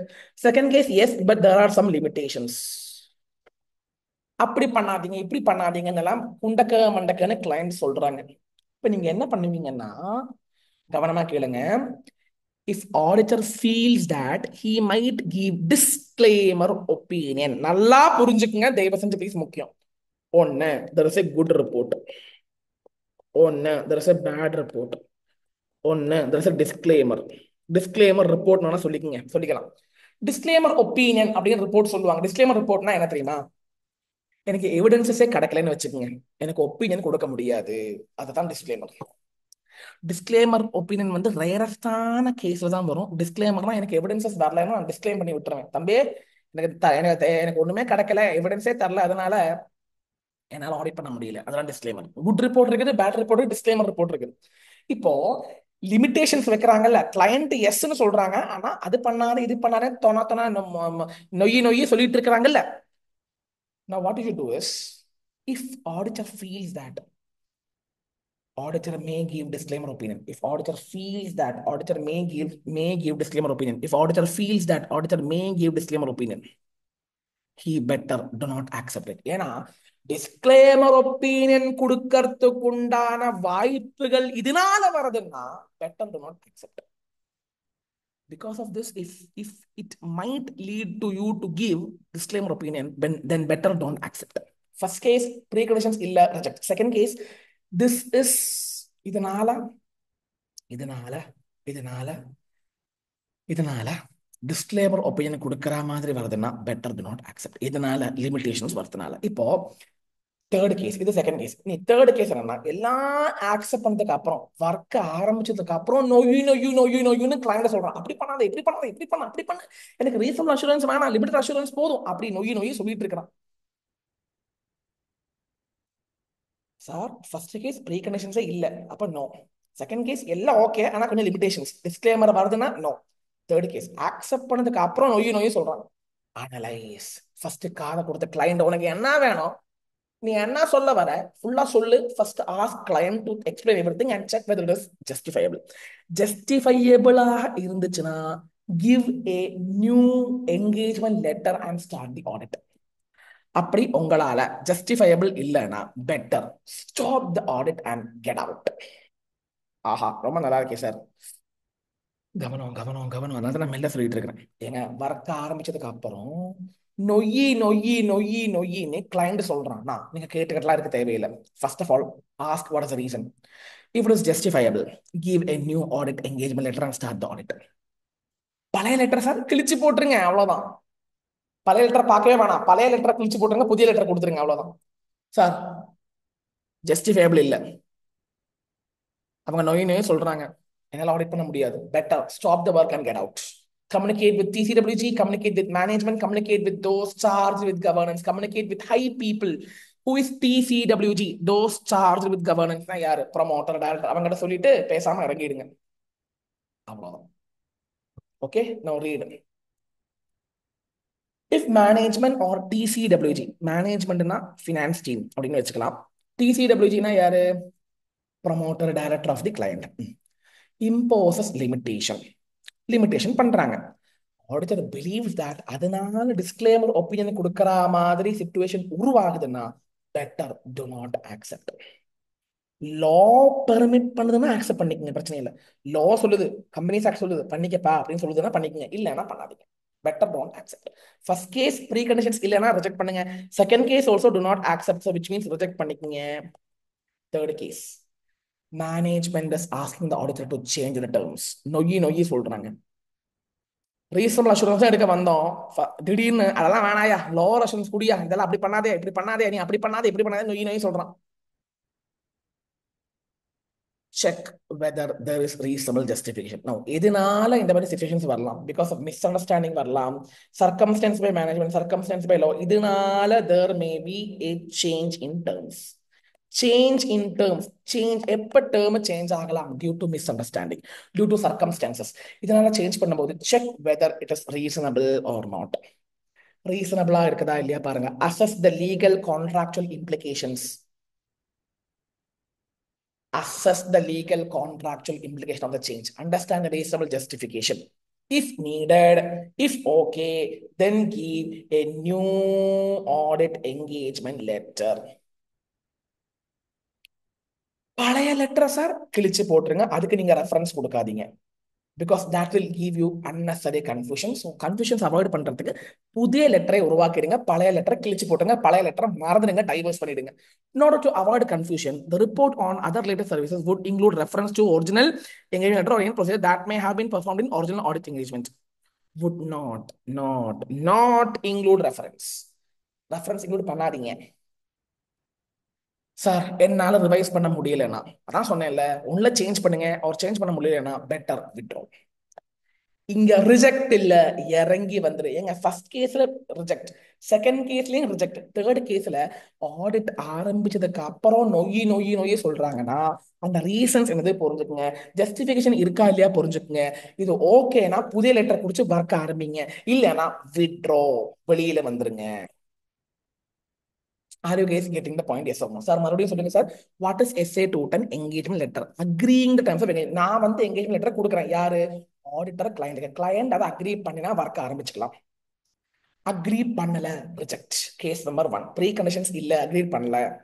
Second case agree பண்ணா ஆனா லிமிடேஷன்ஸ் நோய் சொல்லியிருக்கிறான், டிஸ்க்ளைமர் கொடுக்குற மாதிரி வருதுன்னா ரிஜெக்ட் பண்ணிக்கங்க, அக்செப்ட் பண்ணாதீங்க. தேர்ட் கேஸ் ஒர்க் ஆரம்பிச்சதுக்கு அப்புறம் நோய் சொல்றான்னா ரீசனபிளா இல்லையா பார்த்துக்கிட்டு ஓகேனா change the terms and give a new terms. Are you guys getting the point? Yes or? பண்ண முடியலன்னா better withdraw. And at last ஒரே ஒரு விஷயம் கூட இருக்குது SA-210ல, ரெக்கரிங் ஆடிட். ரெக்கரிங் ஆடிட்னா என்ன சார்? அதாவது listen properly, very important for exam. And you can appoint one person as an auditor for 5 years in a company. படிச்சிருக்கீங்க, கம்பெனி லாயில படிச்சிருக்கீங்க. ஒரு பர்சனுக்கு 5 டைம் ஆடிட்டர் ஆகலாம் in a company. நான் கேட்கிறேன், 5 time, this is called recurring audit. Recurring audit means same person is auditor for more than 1 year. So should you give same person is auditor for more than 1 year is called recurring audit. Should you give new engagement letter? 5 வருஷமும் புதுசா engagement letter கொடுக்கணுமா? அதான் கேள்வி. ஒரே ஒரு தடவை மட்டும் கொடுத்தா போதுமா? 5 டைமும் கொடுத்துக்கிட்டே இருக்கணுமா? ஆன்சர், 5 டைமும் கொடுக்க தேவையில்லை, 1 டைம் மட்டும் கொடுத்தா போதும். ஆனா திடீர்னு இண்டஸ்ட்ரியில சேஞ்ச் வருது, திடீர்னு ஏஎஃப்ல மாற்றம் வருது, திடீர்னு கன்ஃபியூஷன்ஸ் வருது, திடீர்னு மேனேஜ்மெண்ட் சேஞ்ச் ஆகுது, திடீர்னு legal low low company low change ஆகுது, திடீர்னு ரிப்போர்ட்டிங் ரிக்குவயர்மெண்ட் சேஞ்ச் ஆகுது. அப்ப நீங்க புதுசா என்கேஜ்மெண்ட் லெட்டர் கொடுக்கணுமா வேணாமா? கொடுக்கணும். Listen properly. when there is any misunderstanding, when there is a change in senior management, ownership மாறுது, திடீர்னு இந்த கம்பெனி வேற கம்பெனி கூட மெர்ஜ் பண்றாங்க, ஸோ ஓனர்ஷிப் மாறுது இல்ல, so should I give new engagement letter? Yes. திடீர்னு லீகல் லால மாற்றம் வருது, எஃப்ஆர்எஃப்ல மாற்றம் வருது, ரிப்போர்ட்டிங் ரிக்குவயர்மெண்ட்ல ஆர்பிஐ சொல்றாங்க இப்படி பண்ணுங்க அப்படி பண்ணுங்க சொல்லி மாத்துறாங்க, ரிப்போர்ட்டிங் ரிக்குவயர்மெண்டே மாத்துறாங்க. இது அப்படியே படிச்சு வச்சுங்க. இந்த மாதிரி கேசஸ்ல மறுபடியும் நீங்க புதிய லெட்டர் கொடுக்க வேண்டும். ஓல்டு லெட்டரை கிழிச்சு போட்டு புதிய லெட்டர் கொடுத்துருங்க. ஸோ SA-210 அடிப்படையில் என்கேஜ்மெண்ட் லெட்டர்னா என்னது? It's a letter given by auditor to client explaining the preconditions. There will be common understanding. ப்ரீகண்டிஷன்ஸ்னா என்ன? எஃப்ஆர்எஸ் கரெக்டா இருக்கணும், எஃப்எஸ் நீ தான் ப்ரிப்பேர் பண்ணணும், இன்டர்னல் கண்ட்ரோல் நீ தான் ப்ரிப்பேர் பண்ணணும், எனக்கு தேவையான இன்ஃபர்மேஷன் நீ தரணும், இதெல்லாம் சொல்லுங்க. இதுக்கு நோ சொன்னா ரிஜெக்ட், எஸ் சொன்னா ஆனா லிமிடேஷன்ஸ் வைக்கிறானா, டிஸ்க்ளைமர் வரா மாதிரி இருந்துச்சுன்னா அக்செப்ட் பண்ணாதீங்க. தேர்ட், எல்லாம் ஆரம்பிச்சதுக்கு அப்புறம் நொய் சொல்றானா, understand the implications, understand the reason behind that, whether it is justifiable or not. If it is justifiable, go ahead. If it is not justifiable, withdraw. Recurring ஆடிட்னா ஒருத்தனே நெக்ஸ்ட் இயருக்கு ஆடிட்டராக இருக்கிறான். ரெக்கரிங்னா வந்து அதே பிளேஸ்ல ஆடிட்டரா இருக்கிறான், அதே கம்பெனில. should I give new audit engagement letter every year? No, but you might have to give when there's a change in management, change in senior management, change in ownership, change in FRF, change in reporting requirement, change in law, legal regulatory requirement வரும்போது you have to give new engagement letter. Now moving on to SA-210 and SA-220 and SQC-1. இப்போ வந்து ethics என்னது பார்த்தோம், SA-210 என்னது பார்த்தோம். இப்போ நம்ம படிக்க போற முக்கியமான அடுத்த 2 எஸ்ஏ என்னது கேட்டீங்கன்னா, எஸ்ஏ SA-220 and SQC-1. ஏங்க ரொம்ப முக்கியமான ரெண்டு எஸ், ரெண்டு ஸ்டாண்டர்ட்ஸ். ஒன்னு வந்து ஆடிட்டிங் ஸ்டாண்டர்ட், ஒன்னு வந்து குவாலிட்டி கண்ட்ரோல் ஸ்டாண்டர்ட். நல்லா புரிஞ்சுக்குங்க, நல்லா புரிஞ்சுக்குங்க. ரெண்டுமே both deals with quality control. ஏங்க, ஆடிட்டர் பல டைப்ஸ் ஆஃப் ஒர்க் பண்ணுவாங்க. ஆடிட் பண்ணுவாங்க, ரிவ்யூ பண்ணுவாங்க, அஷூரன்ஸ் கொடுப்பாங்க, ரிலேட்டட் சர்வீசஸ் பண்ணுவாங்க. இது எல்லாமே நம்ம யூனிட் நம்பர் 1ல படிச்சிருக்கிறோம். ஏங்க, நம்ம பண்ணுற வேலையில குவாலிட்டி இருந்தால் தானே யூசர்ஸுக்கு ரிலேபிளா இருக்கும், நம்மளுடைய ஒர்க்கு அப்ரோப்ரியேட்டா இருக்கும், நம்மளுடைய ஒர்க்குக்கு மேல உண்டான கான்ஃபிடன்ஸ் கூடும். நான் படிக்கிறேன்னா குவாலிட்டியா படிக்கணும். இப்போ நம்ம வந்து இன்டர் ப்ரிப்பேர் பண்றேன், ஒரு ஃபைனலுக்கு ப்ரிப்பேர் பண்றேன், நான் வந்து ப்ராப்பரா படிக்காம ஊர் சுத்திட்டு இருந்தேன்னா am I having quality in my studies? No. So நான் பண்ற வேலை, ஆடிட்டர் பண்ற வேலைக்கும் குவாலிட்டி வேணும்னு சொல்றாங்க. அதாவது SA 220 என்னது கேட்டீங்கன்னா quality control for an audit. தம்பி தம்பி, நீ ஆடிட் பண்ணும்போது குவாலிட்டி கண்ட்ரோல் வச்சுக்கிட்டு குவாலிட்டியோடு நீ ஆடிட் பண்ண வேண்டும். அதுக்கு நீ என்னெல்லாம் பண்ணணும் படிப்போம், வெயிட் பண்ணுங்க. நெக்ஸ்ட் எஸ்கியூசினா என்ன sir? Standard on quality control for firm that perform சொல்லி கொடுத்துருக்கேன். யூனிட் நம்பர் 1ல படிச்சிருக்கணும். That perform audit, review, related services, assurance etcetera. Sir, ரெண்டுமே குவாலிட்டி கண்ட்ரோலை பத்தி தான் பேசுறாங்க. நான் பண்ற வேலையில குவாலிட்டி வேணும். இப்போ SA 220 வந்து நீ ஆடிட் பண்ணும்போது குவாலிட்டி வேணும் சொல்றாங்க. SQC 1 என்ன சொல்றாங்க?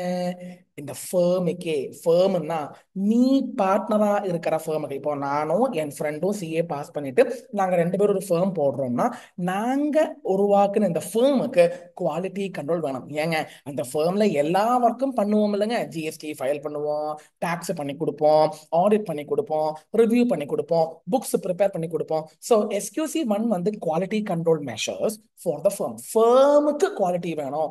SA 220 வந்து ஸ்பெசிஃபிக்கா ஆடிட்டுக்கு குவாலிட்டி வேணும். ரெண்டும் சொல்லற பாதை ஒன்றுதான், ஆனா சொல்ற ஆங்கிள் வேற, சொல்ற வியூ பாயிண்ட் வேற. ரெண்டும் சொல்றது ஒரே விஷயம் தான். ரெண்டுமே குவாலிட்டி வேணும், குவாலிட்டி கண்ட்ரோல் மெஷர்ஸ் வேணும் சொல்றாங்க. ஆனால் நல்லா கவனமா கேட்டுங்க, ரெண்டுமே சொல்லற பார்த்து ஒண்ணுதான், ஆனா சொல்லற வியூ பாயிண்ட். SA 220 வந்து ஆடிட்ட மைண்ட்ல வச்சுக்கிட்டு சொல்றாங்க. SQC வந்து ஃபேமுக்கே குவாலிட்டி வேணும் சொல்றாங்க. சார், குவாலிட்டி குவாலிட்டி சொல்றீங்களே சார், அது என்னன்னு சார் கேட்டீங்கன்னா நல்ல ஹியூமன் ரிசோர்ஸ் தேவை. ரெண்டுக்கும் பொதுவானது சொல்லிட்டு இருக்கிறேன்.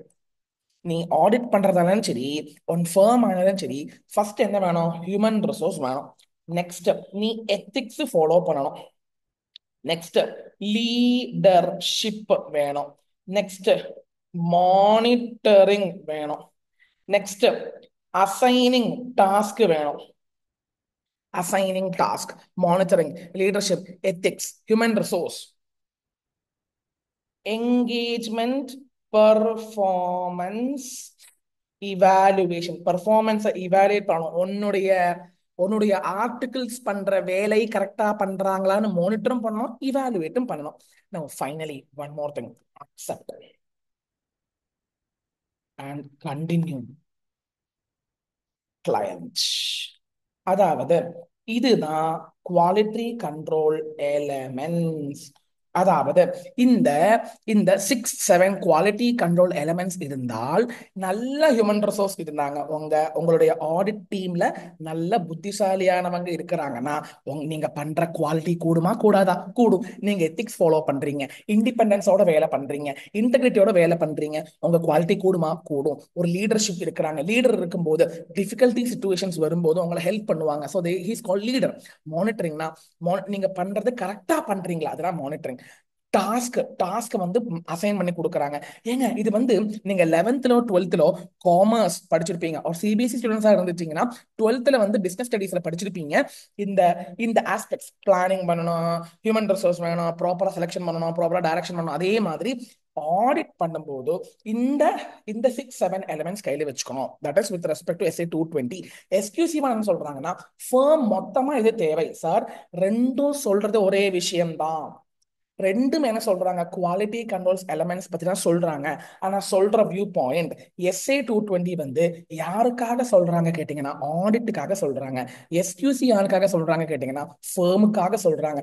ரெண்டும் சொல்லற ஆஸ்பெக்ட்ஸ் ஒன்றுதான், ஆனா சொல்லற வியூ பாயிண்ட் தான் வேற வேற. நல்லா புரிஞ்சு வச்சுக்கோங்க. நான் அது மட்டும் இல்லாமல் ஒரு டிஃபரன்ஸ் எனக்கு சொல்லணும். நான் இந்த மாதிரி குவாலிட்டி கண்ட்ரோல் எலமெண்ட்ஸ் ஃபேமில் வைக்கணும். யாரும் சொல்றாங்க எஸ்கியூசி ஒன் ஃபேமுக்கு அந்த ஆடிட் ஃபர்முக்கு ஒரு குவாலிட்டி கண்ட்ரோல் எலமெண்ட்ஸ் இருக்கக்கூடிய குவாலிட்டி கண்ட்ரோல் பாலிசி இருக்கணும். அதே மாதிரி ஆடிட்டுக்கும் குவாலிட்டி கண்ட்ரோல் எலமெண்ட்ஸ் இருக்கணும்னு சொல்றாங்க. அது SA 220 சொல்றாங்க. எஸ்கியூசி ஒன் ஃபர்முக்கு இருக்கணும்னு சொல்றாங்க. இப்போ my question, who is responsible for this quality? Who is responsible? First of all இது என்னது படிச்சோம்? ஃபர்ஸ்ட் நம்ம என்ன படிச்சோம்? எஸ்கியூசினா என்ன, SA 220 என்ன படிச்சோம்? நல்லா தெளிவாச்சு நம்புறேன். நெக்ஸ்ட் என்னன்னா, who is responsible? Who is responsible? SA 220 engagement partner. நான் சொல்லி கொடுத்தேன், ஒரு ஃபேர்ம்ல 4 பார்ட்னர்ஸ் இருக்கிறாங்க. அதுல ஒருத்தன் தான் managing partner. Okay, managing partner of the firm, active partner of the firm will be responsible for quality control of firm. எஸ்கியூசிக்கு அவன் தான் ரெஸ்பான்சிபிள். ஆனா அந்த 4 ஆடிட்டர்ல ஒரு ஆடிட்டர் தான் போயிட்டு எக்ஸ்லிமிட்டரோட வேலை பண்ணுவான். எக்ஸ்லிமிட்டரோட ஆடிட் வந்து மிஸ்டர் ஏ, சார்ட்டர்ட் அக்கௌண்டன்ட் ஏ தான் போயிட்டு பண்றாங்கன்னு வச்சுங்க. அந்த ஏ தான் என்கேஜ்மெண்ட் பார்ட்னர். என்கேஜ்மெண்ட் பார்ட்னர்னா யாருங்க? ஒரு ஃபர்ம்ல 4, ஒரு ஃபர்ம்ல ABCDE, ABCDE 5 பேர் இருக்கிறாங்க. இதுல சி தான், பி தான் மேனேஜிங் பார்ட்னர்.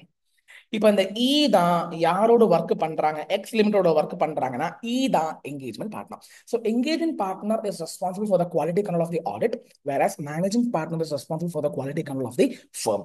மறக்காதீங்க, கேட்பாங்க. ஸோ என்ன சொன்னோம் சார்? SA 220 எஸ்கியூசி சொல்லறது ஒண்ணுதான், எலமெண்ட்ஸ் ஒண்ணுதான். ஹியூமன் ரிசோர்ஸ் வேணும், எத்திக்ஸ் வேணும், நல்ல லீடர்ஷிப் வேணும், மானிட்டரிங் பண்ணணும், எத்திக்ஸ் ஃபாலோ பண்ணணும், டாஸ்க் அசைன் பண்ணணும், கோஆர்டினேஷன் கொண்டு வரணும், எல்லாமே சொல்றது ஒண்ணுதான். ஆனா சொல்ற வியூ பாயிண்ட் SA 220 வந்து ஆடிட் பொறுத்த மட்டும் சொல்றாங்க, எஸ்கியூசி வந்து ஃபர்ம் பொறுத்த மட்டும் சொல்றாங்க. Are you guys getting the point? Yes or no? No, my last question, why you need quality? ஃபர்ஸ்ட் என்னது? இந்த SA என்னது படிச்சோம்? ஃபர்ஸ்ட் SA என்னது படிச்சோம்? எஸ்கியூசி என்னது படிச்சோம்? அதுக்கு இருக்கிற எலிமெண்ட்ஸ் நம்ம வந்து பார்த்தோம். இந்த எலிமெண்ட்ஸ் நீங்க படிச்சு வச்சுக்கோங்க. இந்த இடத்துல நம்ம பார்க்க போறோம், வெயிட் பண்ணுங்க. நெக்ஸ்ட் என்ன சொல்றாங்கன்னா, who is responsible? அங்க வந்து என்கேஜ்மெண்ட் பார்ட்னர், இங்க வந்து managing partner. Third at last ஒரு விஷயம் சொல்லணும். அதாவது ஃபர்ஸ்ட் வந்து என்னது படிச்சோம், செகண்ட் வந்து ஹூ இஸ் ரெஸ்பான்சிபிள் பார்த்தோம். நெக்ஸ்ட் வந்து 1 செகண்ட் கைஸ், 1 செகண்ட். எக்ஸாம்ல கேட்டிருக்கிற ஒரு கேள்வி. நெக்ஸ்ட் என்ன பார்க்க போறோம் கேட்டீங்கன்னா, வை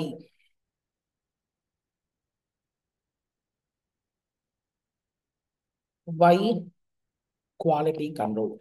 ஏன் குவாலிட்டி கண்ட்ரோல் வேணும்? வெரி சிம்பிள்ங்க. ஒண்ணு,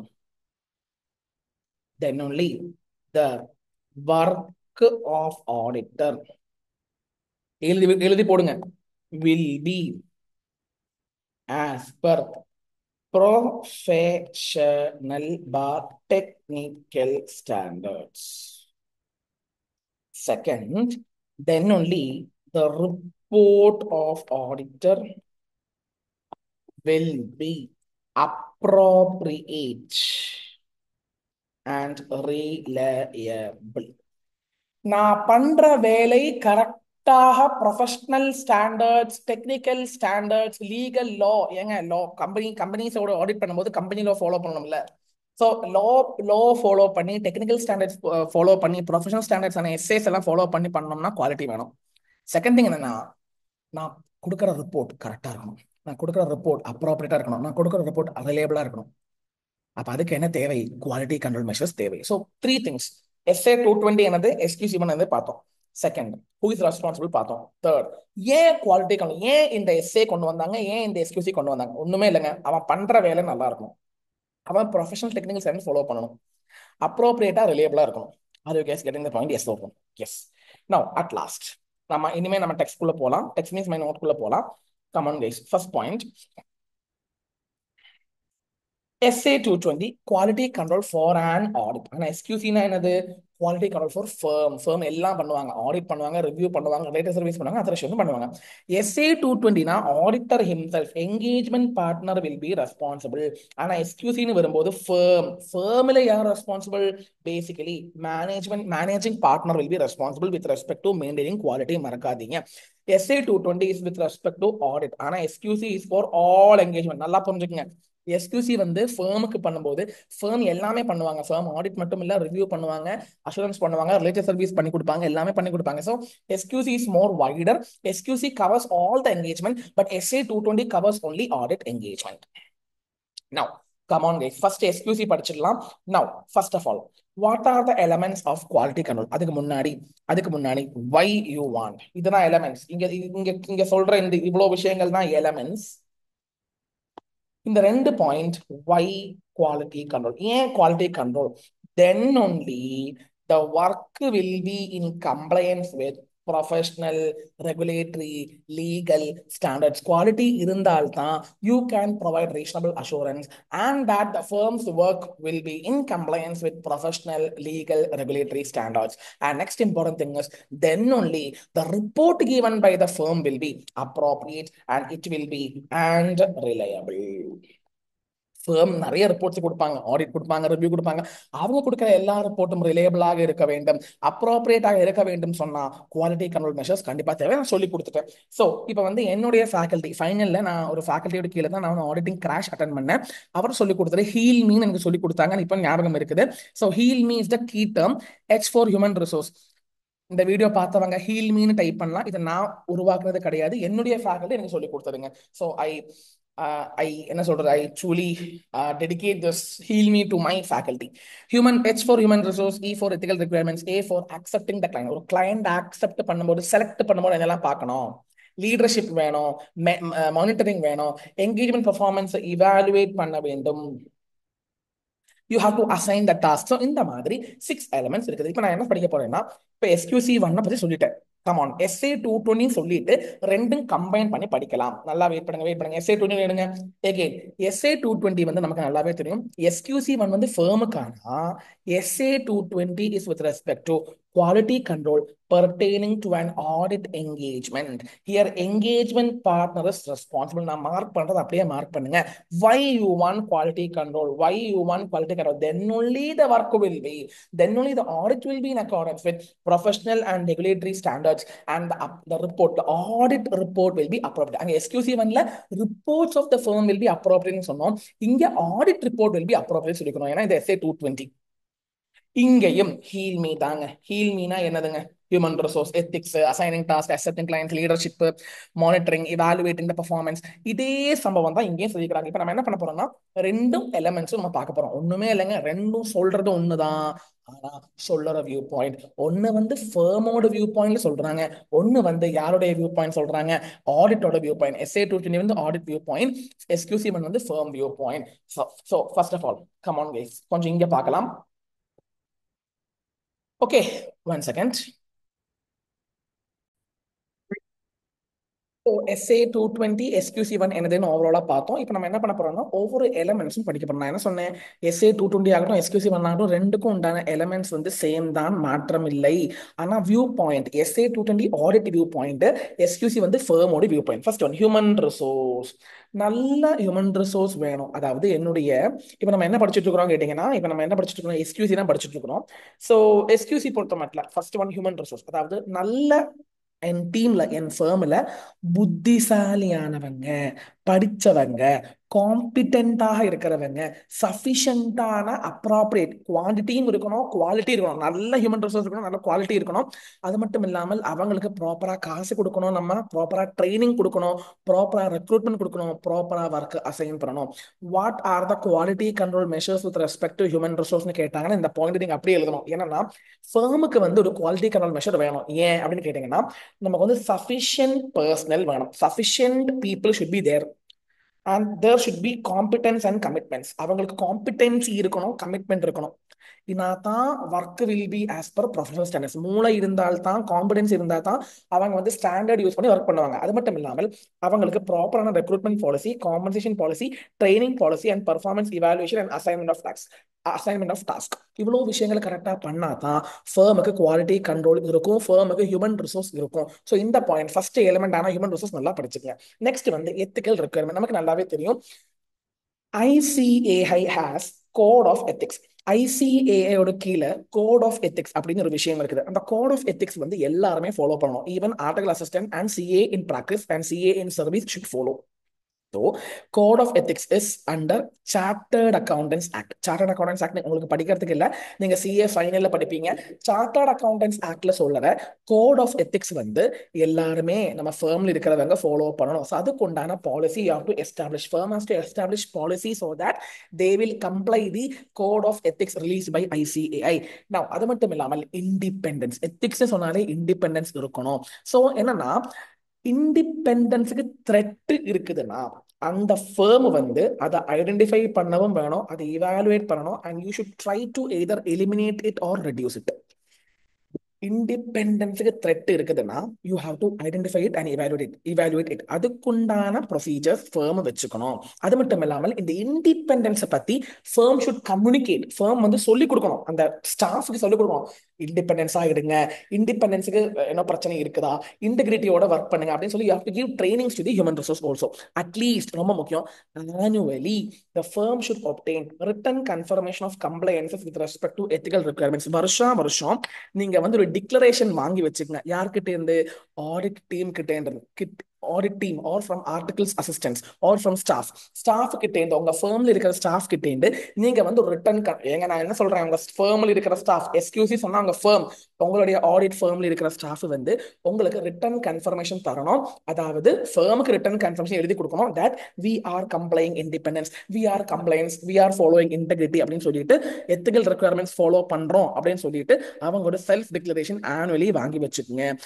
இண்டிபெண்டன்ஸ்க்கு களங்கம், அதாவது பிரீச், இண்டிபெண்டன்ஸுக்கு ஏதோ பிரச்சனை வந்திருக்குதுன்னா அது ப்ராப்பரா ஃபர்ம் வந்து அதை இவாலுவேட் பண்ணி ஃபர்ம் வந்து அதுக்கு உண்டான அப்ரோப்ரியேட் ஆக்ஷன்ஸ் எடுக்கணும்.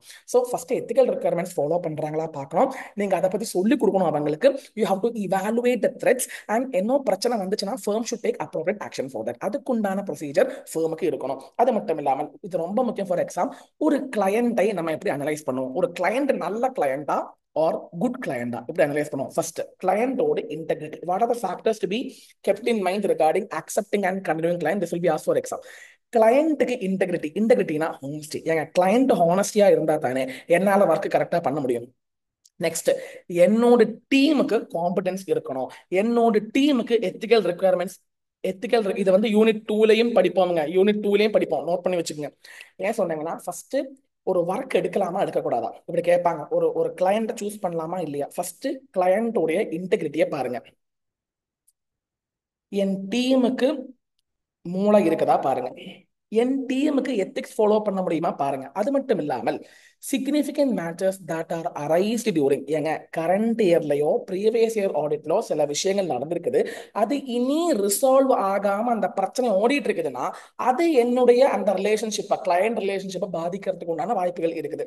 ஸோ இன்டெகிரிட்டி ஆஃப் த கிளையண்ட்டை பாருங்க, என்கேஜ்மெண்ட் டீமோட காம்படன்ஸ் பாருங்க, என்கேஜ்மெண்ட் டீமுக்கு எத்திக்ஸ் ஃபாலோ பண்ண முடியறதா இல்லையா பாருங்க, சிக்னிஃபிகண்ட் மேட்டர்ஸ் ரைஸ்டும் நீங்க பாத்துக்கோங்க. இதனால அப்படியே படிச்சு வச்சுங்க, யூனிட் 2லயே நீங்க படிப்பீங்க. இப்போ நான் என்ன சொல்ல வரேன்னா, இன்டெகிரிட்டி ஆஃப் த கிளையண்ட். கிளையண்ட்டுக்கு ஹானஸ்டி இருக்குதா இல்லைன்னு எப்படி புரியும்? நீங்க கிளையண்ட அனலைஸ் பண்ணணும், கிளையண்ட் நல்லா புரிஞ்சுக்கணும். எப்படி சார் நான் கிளையண்ட புரிஞ்சுக்கணும் கேட்டீங்கன்னா, கிளையண்ட்டுக்கு ரெப்யூட்டேஷன் இருக்குதா இல்லையா பாருங்க. கிளையண்ட்டுக்கு நல்ல ரெப்யூட்டேஷன் இருக்குதுன்னா client is a good client அப்படின்னு வேணா நம்பலாம். Yes or no? My next question is, client வந்து உங்ககிட்ட பார்கெயின் பண்றாங்க, தம்பி ஃபீஸை கம்மி பண்ண சொல்லி பார்கெயின் பண்றாங்க. Whether you will accept that client? Basically no.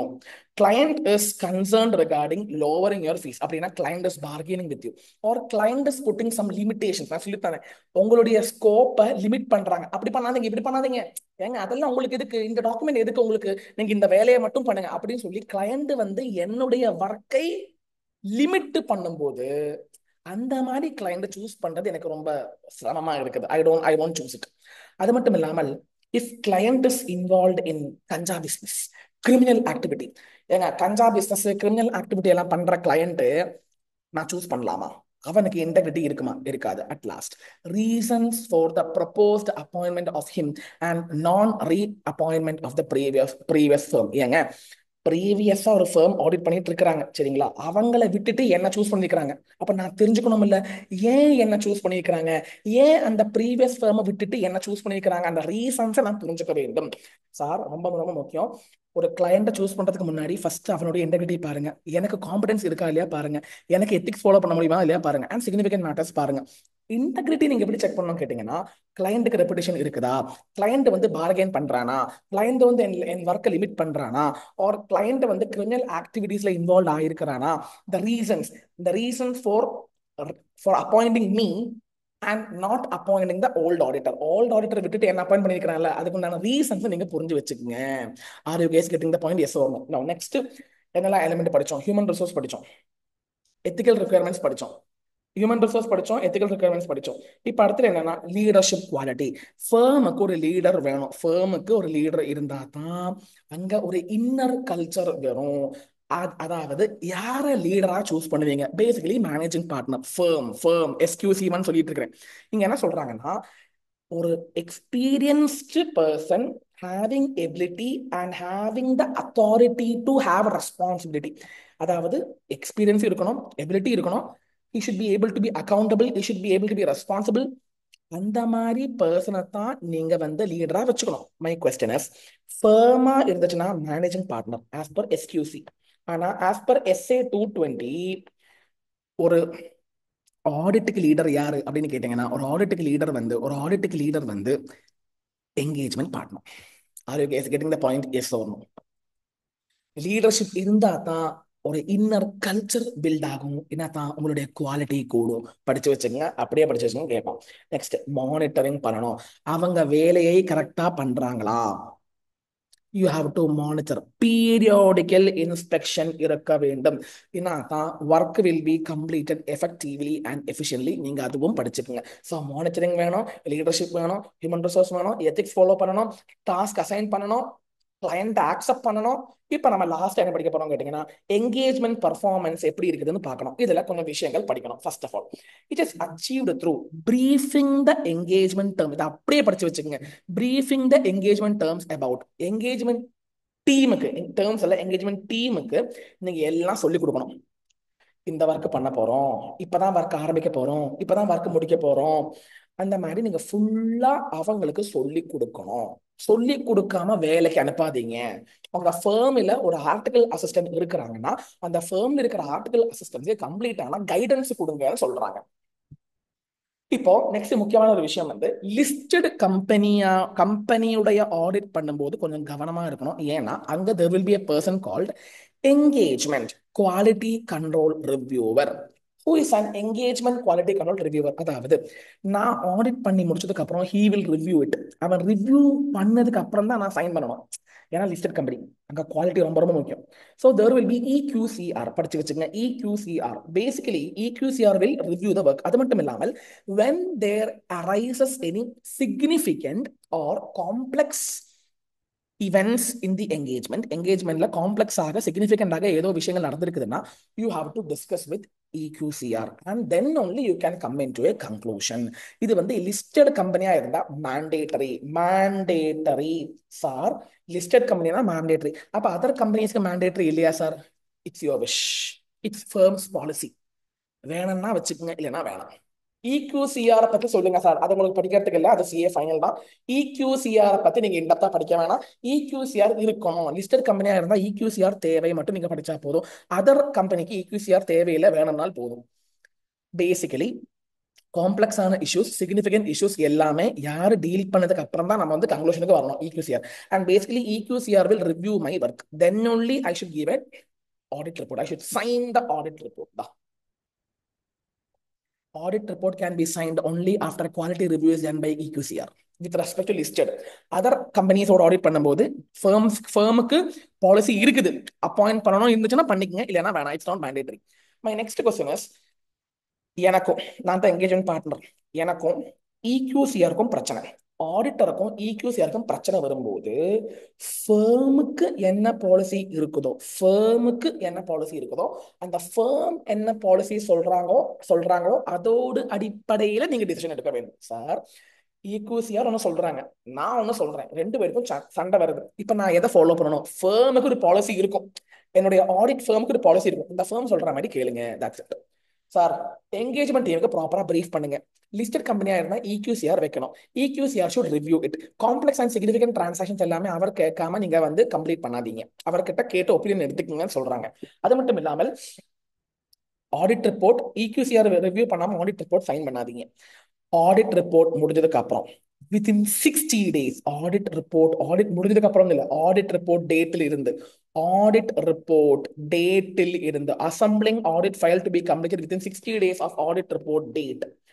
Audit முடிஞ்சதுக்கு அப்புறம் இல்ல, ஆடிட் ரிப்போர்ட் டேட்டில் இருந்து 60 நாளுக்குள்ள ஆடிட் ஃபைலை ரெடி பண்ணி வச்சுக்கோங்க. ஆடிட் ஃபைல்னா என்ன? ஏங்க, நான் ஆடிட் பண்றேங்க, நான் நிறைய எவிடன்ஸ் கலெக்ட் பண்ணிருப்பேன். இதை பத்தி நான் இன்டெப்தா யூனிட் நம்பர் 6 சொல்லி கொடுத்துருப்பேன். யூனிட் நம்பர் 6 நோட் பண்ணி வைங்க. எல்லாமே எல்லா சாப்டர்ஸும் இன்டர் கனெக்டடுங்க சார். திடீர்னு 11 சொல்றீங்க, திடீர்னு 2 சொல்றீங்க, திடீர்னு 1 சொல்றீங்க. ஈச் சாப்டர் இஸ் லைக் அண்ணன் தம்பி, they are connected with each other. Understand that.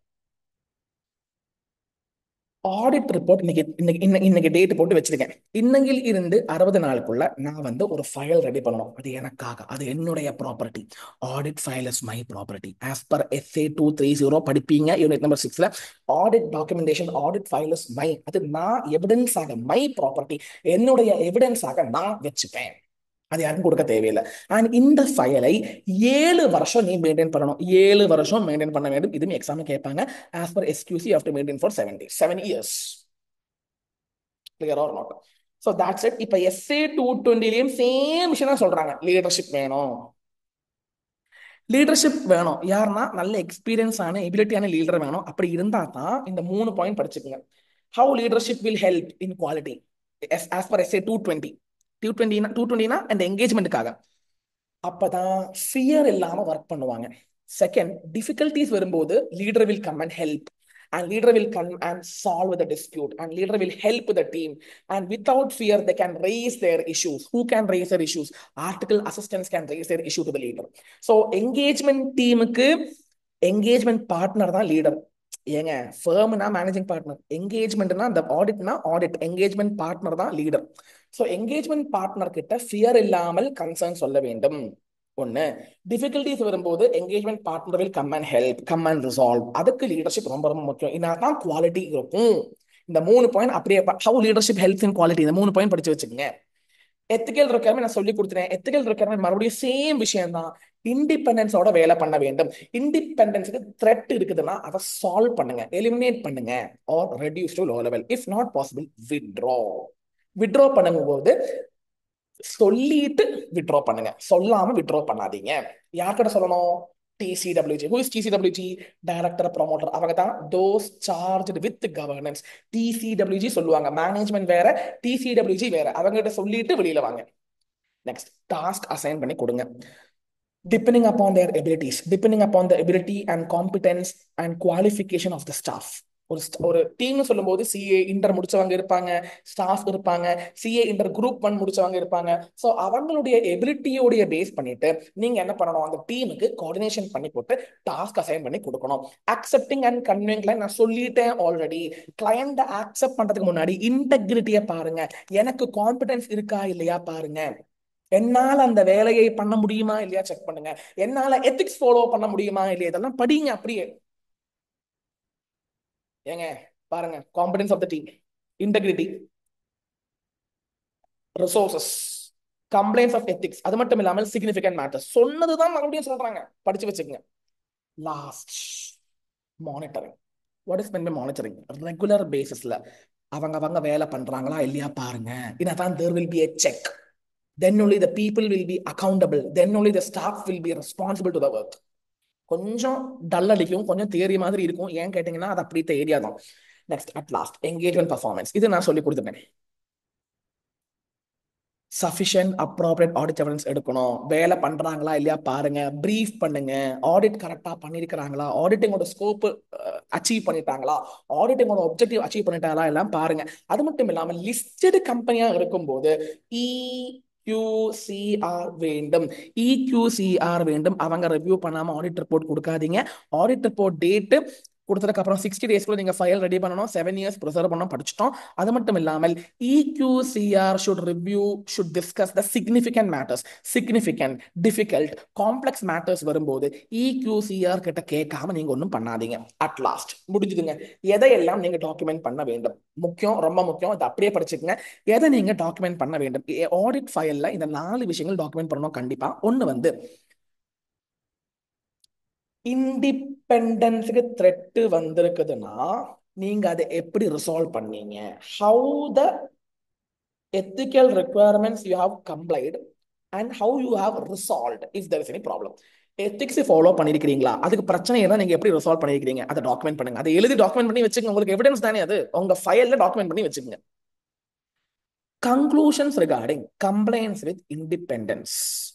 Independence என்னால கம்ப்ளை பண்ண முடிஞ்சிருக்குதா, அதை பத்தி ஒரு விஷயத்தை டாக்குமெண்ட் பண்ணி வச்சுக்கோங்க. உங்க ஃபைல்ல வச்சுக்கோங்க. ஏங்க நான் மார்க் பண்றது அப்படியே படிச்சுக்கோங்க. Next, conclusions regarding accepting and continuing client. நீங்க நான் சொன்னேன், கிளையண்ட் அனலைஸ் பண்ணணும், இன்டெகிரிட்டி இருக்குதா இல்லையா பார்க்கணும்.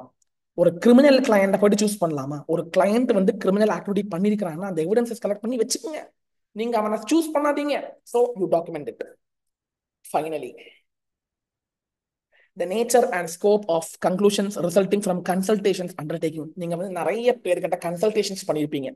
ஆடிட் பண்ணும்போது நிறைய பேர்கிட்ட பேசியிருப்பீங்க, நிறைய பேர்கிட்ட கன்சல்டேஷன்ஸ் பண்ணிருப்பீங்க. அதெல்லாம் நீங்க டாக்குமெண்ட் பண்ணி வச்சுக்கோங்க. So the consultations you have reach during the audit, the analysis of the client that you have made, the complaints of independence and with respect to ethical requirements and how you are followed it and how you have resolve the issues. இது எல்லாமே நீங்க என்ன பண்ண வேண்டும்? Document பண்ண வேண்டும். அப்படியே படிச்சு வச்சுங்க. சார் இப்போ நம்ம என்னெல்லாம் படிச்சோம் கேட்டீங்கன்னா, நான் சொல்ற மாதிரி கேளுங்க. எத்திக்ஸ்னா என்னது படிச்சோம். அது மட்டும் இல்லாமல் fundamental principle, very important, integrity, objectivity, confidentiality, professional behaviour, professional due skills அப்படியே படிச்சு வச்சுக்கோங்க. நெக்ஸ்ட் வந்து த்ரெட், 5 த்ரெட் இருக்குது. Self interest, financial benefit, self review, நானே ரிவ்யூ பண்றேன், நான் போட்ட ஜட்ஜ்மெண்ட்டை நானே ரிவ்யூ பண்றேன். Familiarity, I will become sympathetic, அதான ஃபெமிலியாரிட்டி. இன்டிமிடேஷன்னா I am getting that pressurisation from the client. Intimidation அப்படியே எழுதாதீங்க, அந்த நோட்ல சொன்ன மாதிரி எழுதுங்க. அப்புறம் one more threat is there. Familiarity, intimidation, self advocacy threat. Advocacy, you are promoting the client, அதான் advocacy. அப்புறம் வந்து ப்ரொஃபஷனல் ஸ்கெப்டிசிசம்னா என்னது, அது நல்லா படிச்சு வச்சுங்க. அப்புறம் how to safeguard. த்ரெட் வந்துச்சுன்னா நீங்க அதுக்கு சேஃப்கார்ட் பண்ணணும். என்ன பண்ணணும்? Either eliminate it or reduce it. Eliminate பண்றீங்க ஆர் நீங்க ரெடியூஸ் பண்ணுங்க. ரெண்டுமே பண்ண முடியலன்னா வித்ட்ரா பண்ணுங்க. அடுத்தது SA 210 படிச்சு வச்சுங்க. SA 210 வந்து ப்ரீ கண்டிஷன்ஸ் படிச்சு வச்சுக்கோங்க. ப்ரீ கண்டிஷன்ஸ் இல்லைன்னா ரிஜெக்ட் பண்ணுங்க. லிமிடேஷன் பண்றாங்கன்னா, டிஸ்க்ளைமர் வரா மாதிரி சிச்சுவேஷன்ஸ் வருதுன்னா ரிஜெக்ட் பண்ணுங்க. ஒர்க் எடுத்ததுக்கு அப்புறம் லிமிடேஷன் பண்றாங்கன்னா do not do not தப்பு. ரீசனபிளா இல்லையா பாருங்க. ரிவைஸ் பண்ணுங்க. ரீசனபிளா இல்லையா பாருங்க. ரீசனபிளாக இருந்துச்சுன்னா கிவ் நியூ என்கேஜ்மெண்ட் லெட்டர். ரீசனபிளா இல்லைன்னா நீங்க என்ன பண்ணலாம்? If it is not reasonable, if it is not reasonable, better withdraw. SA 220, SQC1, quality control, ரெண்டுமே ஹீல் மீ. அந்த 6 எலிமெண்ட் நல்லா படிச்சுக்கங்க. ஹியூமன் ரிசோர்ஸ் எப்படி இருக்கணும்? ரெக்ரூட்மெண்ட் கொடுங்க, ட்ரைனிங் கொடுங்க, சூப்பர்வைஸ் பண்ணுங்க, காம்படன்ஸ் பாருங்க, எத்திக்ஸ் ஃபாலோ பண்ணுங்க. E4 ethics, A4 accepting clients, L4 leadership. Leadership இருந்தால் தான் ஃபியர் இல்லாம வேலை பண்ணுவாங்க. You can help the team when there is any confusions. Monitor பண்ணுங்க, பீரியாடிக்கலி இன்ஸ்பெக்ஷன்ஸ் பண்ணுங்க, என்கேஜ்மெண்ட் பர்ஃபார்மன்ஸ் ரிவ்யூ பண்ணுங்க, பிரீஃப் பண்ணுங்க. நவ் நெக்ஸ்ட் என்ன பண்ண போறேன் கேட்டீங்கன்னா, நான் இப்ப இதுவரை சொன்ன எல்லா விஷயங்களும் டெக்ஸ்ட் புக் எடுத்துக்கங்க. நான் சொல்றதெல்லாம் அப்படியே மார்க் பண்ணிக்கோங்க. Are you guys getting the point? Textbook எடுத்துக்கங்கம்மா எல்லாரும். டெக்ஸ்ட் புக்ல page number, textbook page number. So textbook எடுத்துக்கங்க. பேஜ் நம்பர் 11.4 எடுங்க. நான் மார்க் பண்றதை அப்படியே மார்க் பண்ணிக்கங்க. இது நீங்க அப்படியே ரிவிஷன் பண்ணிக்கிட்டே இருங்க. ஏன்னா நம்ம நோட் புக்கு வந்து டெக்ஸ்ட் புக் பேஸ் பண்ணி தான் எடுத்திருக்கேன். ஆனால் இந்த டெக்ஸ்ட் புக்ல நான் மார்க் பண்ற விஷயத்தை நீங்க அப்படியே படிச்சுக்கங்க மீன்ஸ் ரிவிஷன் பண்ணிக்கிட்டே இருங்க. ஸோ தலையில இருக்கும். ஃபர்ஸ்ட் வந்து meanings of ethics.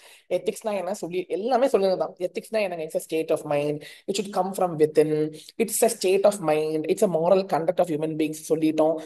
it should, the individual should act intrinsically. Intrinsically மைண்ட்ல இருந்து வரக்கூடிய விஷயம் தான் எத்திக்ஸ். யாருமே சொல்லி ஃபோர்ஸ் பண்ணக்கூடிய வரக்கூடிய வரக்கூடிய விஷயம் கிடையாது. இதை மார்க் பண்ணீங்க. Second one need. என்ன எத்திக்ஸ்? ப்ரொஃபஷனல் எத்திக்ஸ் வேணும். ஏன்னா சார்ட்டர்ட் அக்கௌண்டன்ட்ஸ் வந்து நிறைய நிறைய சர்வீசஸ் கொடுக்குறாங்க which will increase the confidentiality of the internet users. So professional ethics morality இல்லைன்னா நம்ம கொடுக்குற ரிப்போர்ட்டை வந்து ரிலையபிள் பண்ண முடியாது. அந்த எத்திக்ஸ் அண்ட் செல்ஃப் டிசிப்ளின் கண்டிப்பா தேவை. it will protect the entire and it will protect the interest of the profession, and it also increases the confidentiality of the users. மறக்காதீங்க, மார்க் பண்ணி வச்சுக்கோங்க. நான் மார்க் பண்ணதை அப்படியே மார்க் பண்ணி வச்சுக்கோங்க. Are you guys marking? Come on. Next, code of ethics. அது already இருக்குது. அதாவது நம்ம சார்ட்டர்ட் அக்கௌண்டன்ஸ் ஆக்ட் வந்து கோட் ஆஃப் எத்திக்ஸ் ரெடி பண்ணி கொடுத்துருக்காங்க. அது எல்லா சார்ட்டர்ட் அக்கௌண்டன்ஸும் கண்டிப்பா ஃபாலோ பண்ணணும். அது ஃபாலோ பண்ணலன்னா நமக்கு நேரம் disciplinary actions, removal of membership or other disciplinary actions. பாருங்க கீழே பாருங்க, டிசிப்ளினரி ஆக்ஷன்ஸ் நமக்கு எகெயின்ஸ்டா எடுப்பாங்க. நெக்ஸ்ட் ரெண்டு அப்ரோச் இருக்குது. பிரின்சிபல் பேஸ்ட் அப்ரோச்சும் இருக்குது, ரூல்ஸ் பேஸ்ட் அப்ரோச்சும் இருக்குது. பிரின்சிபல் பேஸ்ட் அப்ரோச் தான் நம்ம என்ன பண்ணுவோம்னா எத்திக்கல், அதாவது நானே உணர்ந்து பண்றது. லீகல் அப்படின்னா ரூல்ஸ் பேஸ்ட், ரூல்ஸ் இருக்குது, லா சொல்லுது அப்படி பண்ணு இப்படி பண்ணு, லாவே சொல்லுதுன்னா அது ரூல்ஸ் பேஸ்ட். ரூல்ஸ் பேஸ்ட் வந்து ரொம்ப ரிஜிடா இருக்கும், ஃபிளெக்சிபிள் கிடையாது. ஆனா பிரின்சிபல் பேஸ்ட் வந்து கொஞ்சம் ஃபிளெக்சிபிளாக இருக்கும், பார்த்து வச்சுக்கோங்க. நெக்ஸ்ட் ஃபண்டமெண்டல் பிரின்சிபல் நான் அழகா சொல்லி கொடுத்துருக்கேன். இன்டெகிரிட்டினா என்னது? இன்டெகிரிட்டினா நான் வந்து ஸ்ட்ரெயிட் ஃபார்வர்டா இருக்கணும். நான் வந்து தப்பான ரிப்போர்ட் கொடுக்க கூடாது, தப்பான ரிப்போர்ட் கூட கனெக்ஷன்ஸ் எனக்கு இருக்கக்கூடாது. ஒப்ஜெக்டிவிட்டினா ஒப்ஜெக்டிவிட்டினா என்னுடைய என்னுடைய ஜட்ஜ்மெண்ட் வந்து யாரும் இன்ஃப்ளூயன்ஸ் பண்ணக்கூடாது, பயஸ் பண்ணக்கூடாது. நான் பயசஸ்னா இருக்கக்கூடாது, கான்ஃபிளிக்ட் வரக்கூடாது, எனக்கும் கிளையண்ட்டுக்கும் கான்ஃபிளிக்ட் ஆஃப் இன்ட்ரெஸ்ட், மனக்குழப்பங்கள் வந்து வரக்கூடாது. நான் ஒப்ஜெக்டிவோட என்னுடைய குறிக்கோள் என்னதோ அதோட என்னுடைய எய்ம் என்னதோ அதை பண்ணிட்டு போயிட்டு இருக்கணும். Next due care. ஏங்க எனக்கு ஸ்கில்ஸ் வேணுங்க, நான் நெக்லிஜென்ட்டா வேலை பண்ணக்கூடாதுங்க. எனக்கு டெக்னிக்கல் ப்ரொஃபஷனல் ஸ்டாண்டர்ட்ஸ் எல்லாம் நான் படிச்சிருக்கணும். அதோட பேசிஸ்ல தான் நான் என்ன பண்ணணும், நான் வந்து ஒர்க் பண்ணணும். So professional skills, due care and competence is a must. Then only you can act diligently. Next confidentiality is very important. Because நான் கிளையண்டோட இன்ஃபர்மேஷன் வந்து வேற யார்ட்ட சொல்லக்கூடாது. சொல்லலாம், பர்மிஷனோட சொல்லலாம், லா சொல்றதானா பண்ணலாம். மார்க் பண்ணுங்க, மார்க் பண்ணுங்க, பாஸ் பண்ணி மார்க் பண்ணுங்க தயவு செஞ்சு ப்ளீஸ். Professional behaviour. யாரோச்சும் இப்போ நமக்கு வந்து ஒரு மெயில் வருது, அந்த மெயிலுக்கு நான் ரிப்ளை பண்ணணுமா வேணாமா? பண்ணணும். So professional behaviour is something will increases the reputation of the profession. These are the 5 fundamental principles. Mark பண்ணுங்க, இதை அப்படியே படிச்சு வச்சுக்கோங்க, ரிவிஷன் பண்ணிக்கோங்க. Test understanding number 1. again இந்த மாதிரி கொஸ்டின் வரும்போது provision, facts, analysis, conclusion. CAP Suryakanthan has conducted audit of accounts of an entity. ICAI has issued letter to him relating to the certain matters. He didn't even bother to reply. Discuss which fundamental principles of professional ethics is disregarded. Answer: professional behavior. அவன் வந்து professional behavior பண்ணவே இல்லை. He's negligent. டிலிஜென்சி இல்ல, கேர்ஃபுல்லாக பண்ணல, நெக்லிஜென்டா விட்டுட்டான். அப்ப professional behaviour அங்க இல்ல. Yes or no? He's not replying. Negligent யார்? ப்ரொஃபஷனல் பிஹேவியர் இல்ல. Second, chartered accountant in practice issued a certificate showing. ஸோ இங்க என்ன எழுதணும்? ஃபண்டமெண்டல் பிரின்சிபல்ஸ் பத்தி எழுதுனதுக்கு அப்புறம் நீங்க கீழே ப்ரொஃபஷனல் பிஹேவியர் இஸ் லாக்கிங் அப்படின்னு எழுதி போடுங்க. அங்கேயே எழுதி போடுங்க, ப்ரொஃபஷனல் பிஹேவியர் இஸ் லாக்கிங் எழுதி போடுங்க. A chartered accountant in practice issued a certificate showing original cost of plant and machinery installed in premises of a client for rupees 9 crore to save him from regulatory fees. Original cost 15 கோடி, ஆனா chartered accountant 9 crore சொல்றான். Come on, tell me whether chartered accountant is honest, whether he is straightforward. இங்க என்ன principles வந்து disregard violate ஆகுது கேட்டீங்கன்னா, integrity follow பண்ணல. Chartered accountant is not following integrity. So அது வந்து ரொம்ப ரொம்ப ஒரு முக்கியமான ஃபண்டமெண்டல் பிரின்சிபல். அதை வயலேட் பண்றாங்க. So CA is not following the fundamental principles. Independence தான் என்ன நான் சொல்லி கொடுத்துட்டேன். என்னுடைய ஜட்ஜ்மெண்ட் யாரும் இன்ஃப்ளூயன்ஸ் பண்ணக்கூடாது, யாருக்குமே நான் சபார்டினேட் கிடையாது. நான் என்னதோ நான் தீர்மானம் பண்ணுவேன். I know what to decide. That's independence. My question is independence of two types. Independence in mind இருக்குது, இண்டிபெண்டன்ஸ் இன் அப்பியரன்ஸ் இருக்குது. இன் மைண்ட்னா என்ன? அதாவது my opinion is not being influenced by anyone. That is something which comes from within, that anyone cannot see it. But independence in appearance na மற்றவங்க என்னை பத்தி தப்பாக சொல்லற மாதிரி உண்டான சிச்சுவேஷன்ஸ் அரைஸ் பண்ணக்கூடாது. இப்போ நான் கிளைண்ட் கூட ரொம்ப க்ளோஸா பழகுறேன். So what third party will think, oh my god, see பாருங்க ஆடிட்டர் கிளைண்ட் எப்படி இருக்கிறாங்க பாருங்க அப்படின்னு சொல்ல, அப்படி என்னுடைய இன்டெகிரிட்டி போகுது, என்னுடைய ஒப்ஜெக்டிவிட்டி போகுதுன்னு சொல்ற மாதிரி தேர்ட் பார்ட்டி பேசக்கூடாது. அந்த மாதிரி பேசக்கூடிய சூழ்நிலையை அவாய்ட் பண்ற மாதிரி நீங்க ஒழுங்கா நடந்துக்குங்க. டிபெண்டன்ஸ் அப்பியரன்ஸ் இதை மைண்ட்ல வச்சுக்கிட்டு இந்த இந்த பேராகிராஃப் அப்படியே படிச்சதுங்க. இந்த பேராகிராஃப் தான் நம்ம நோட்லயே இருக்குது, நான் சொல்லி கொடுத்துருக்கேன் already.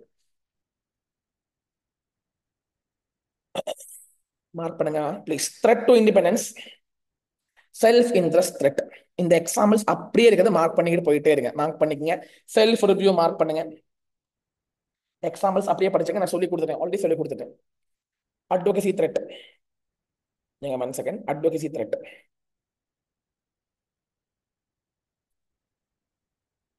1 second 1 second. Familiarity threat. You become sympathetic. அந்த கீவேர்ட்ஸ் எல்லாம் மறக்காதீங்க, மார்க் பண்ணி வச்சுக்கங்க. அந்த எக்ஸாம்பிள்ஸ் நல்லா படிச்சுக்கங்க. எக்ஸாம்பிள்ஸ் அப்படியே படிச்சுக்கங்க.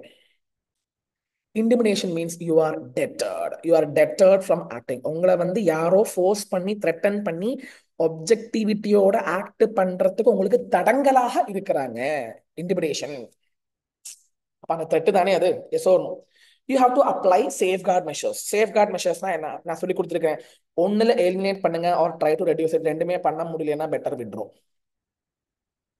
Because ethics is very important, because public is having public need, public is having that confidentiality, not confidence, sorry, confidence over the report, not confidentiality, confidence. Sure, எனக்கே already பாருங்க. Professional ஸ்கெப்டிசிசம்னா என்னது, இது அப்படியே சொல்லி கொடுத்துருக்கிறேன். இந்த 5 கேசஸ் தான் சொல்லி கொடுத்துருக்கிறேன். இந்த 5 கேசஸ் நம்ம நோட்ல இருக்குது. இந்த 5 கேசஸ்ல நம்ம அலர்ட்டா இருக்கணும். ஃப்ராடு வரா மாதிரி சான்ஸ் இருக்குது. ரிலேபிலிட்டி ஆஃப் டாக்குமெண்ட்ஸ் இல்ல, நம்ம டாக்குமெண்ட்ஸ் ரிலேபிளா இல்ல. நான் எடுத்த ஆடிட் எவிடன்ஸும் நான் பார்த்ததும் எனக்கு வந்த ஆடிட் எவிடன்ஸும் ரெண்டுமே டிஃப்ரெண்டா இருக்குது. கான்ட்ரடிக்ட் ஆகுதுன்னா டிஃப்ரெண்டா இருக்குது. ஸோ நாங்க வந்து டவுட் வரும், எனக்கு டவுட் வரும். இப்போ அப்பா அம்மா 2 பேர் இருக்கிறாங்க. அப்பா ஒன்று சொல்றாங்க, அம்மா ஒன்று சொல்றாங்க, 2 பேரும் வேற வேற விஷயம் சொல்றாங்க. அப்ப டவுட் அடிக்குது, இவன் யார் சொல்றது நம்புறது, அந்த மாதிரி situation. Okay. Now maintaining professional skepticism throughout the audit is mandatory. Why throughout audit? Throughout audit நீங்க மெயின்டைன் பண்ணாதான் நீங்க ஓவர் லுக் பண்ண மாட்டீங்க, ஓவர் ஜெனரலைஸ் பண்ண மாட்டீங்க, inappropriate-ஆன அசம்ஷன்ஸ் யூஸ் பண்ண மாட்டீங்க. அதுக்கு throughout the audit விஜிலண்டாக அலர்ட்டாக இருங்க, தப்பு பண்ணாதீங்க அப்படின்னு சொல்றாங்க. Test understanding number 3. C.A. Ram Gupta is offered appointment. Okay, one of his distant uncles held some shares in the company. Holding of such share by distant relative is not prohibited. ஏங்க distant relative என்ன வேணா பண்ணிக்கணும். ஆனா இப்ப என்ன ஆயிடுச்சுன்னா, before he could accept, he received unfortunate news of death of uncle who had died without any children. அவங்களுக்கு பசங்களே இல்ல. அப்ப இவங்க எல்லாம் ஷேர் வரப்போகுது. ஜாலி ஜிங்காலாலா. அங்கிளோட ஷேர் இவங்க கையில வரப்போகுது. இப்போ இவன் வந்து ஷேர் ஹோல்டர் ஆயிட்டான். Can he become the chartered accountant auditor of the company? Basically, as per section 141 law அடிப்படையில் ஆகக்கூடாது. அது மட்டும் இல்லாமல் ஆடிட்ல he will be having dash threat, advocacy threat. You will promote the client, right? You will support the client. Advocacy threat வரும். அப்ப நீங்க என்ன பண்ணுவீங்க? either eliminate or reduce. இங்க இந்த ஷேர் அப்படியே வித்துருங்க. sell the share. ஷேரை செல் பண்ணும்போது என்னுடைய த்ரெட் வந்து எலிமினேட் ஆயிடும். So I can continue. ஒன்னுல யூ எலிமினேட் ஆர் ரெடியூஸ். ரெண்டும் பண்ண முடியலன்னா விட்டுரும். இங்கே எலிமினேட் பண்ணுங்க. Answer. Test your understanding number 4. A chartered accountant receives about 40% of total fees from a single client. Oh my God. Self interest threat. ஏன்னா ஒரு முக்கியமான கிளைண்ட் கிட்ட நிறைய காசு வரப்போகுதுன்னா I will be having some financial connection with him, which will be threat to my independence. Test your understanding number 5. C.A. Murthy provides accounting and bookkeeping services to leading NGOs. He is also offered audit. அவன் தான் book கீப்பிங்கும் பண்றான், அவன் தான் ஆடிட்டும் பண்றான். What threat? Self review. You are right. You guys are correct. Self review threat. Test your understanding number 6. The auditor of the company have only relied upon management representation letter regarding treatment of certain taxes. இதெல்லாம் உங்களுக்கு புரியாதுடா, இந்த question புரியாது உங்களுக்கு. Return representation பத்தி புரியவே புரியாது, விட்டுருங்க. Return representation படிச்சாதான் புரியும், விட்டுருங்க. என்கேஜ்மெண்ட் லெட்டர் SA 210 மார்க் பண்ணிக்கங்க. SA 210ல ப்ரீ கண்டிஷன்ஸ் ரெடி பண்ணணும். இன்னாதான் கிளையண்ட்டுக்கும் ஆடிட்டருக்கும் காமன் அண்டர்ஸ்டாண்டிங் வரும்.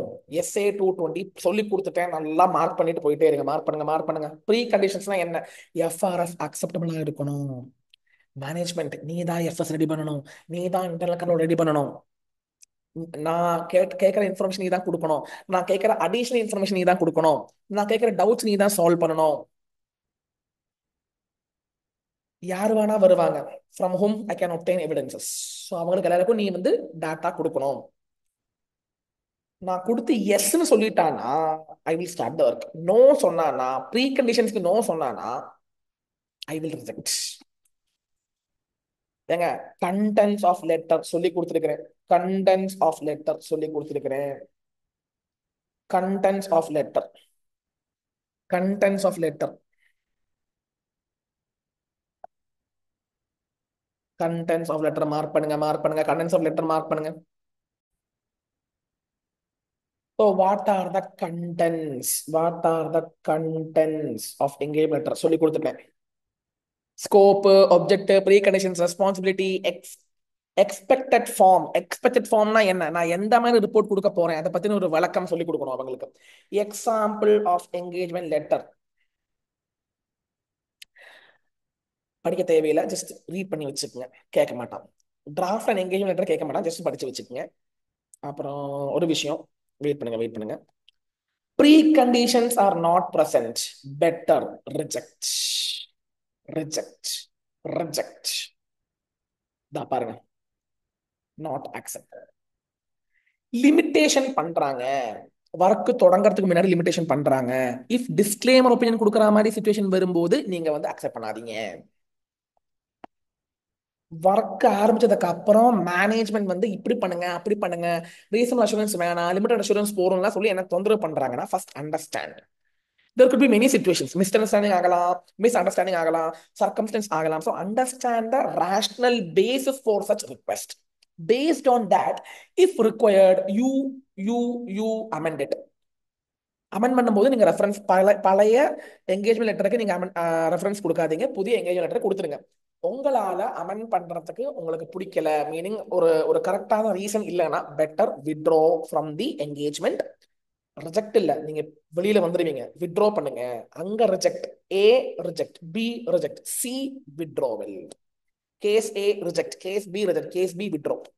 வித்ட்ரா பண்ணும்போது communicate to the management, communicate to promoters, directors, PCWG சொல்லுவாங்க, தோஸ் சார்ஜ் வித் கவர்னன்ஸ் சொல்லுவாங்க.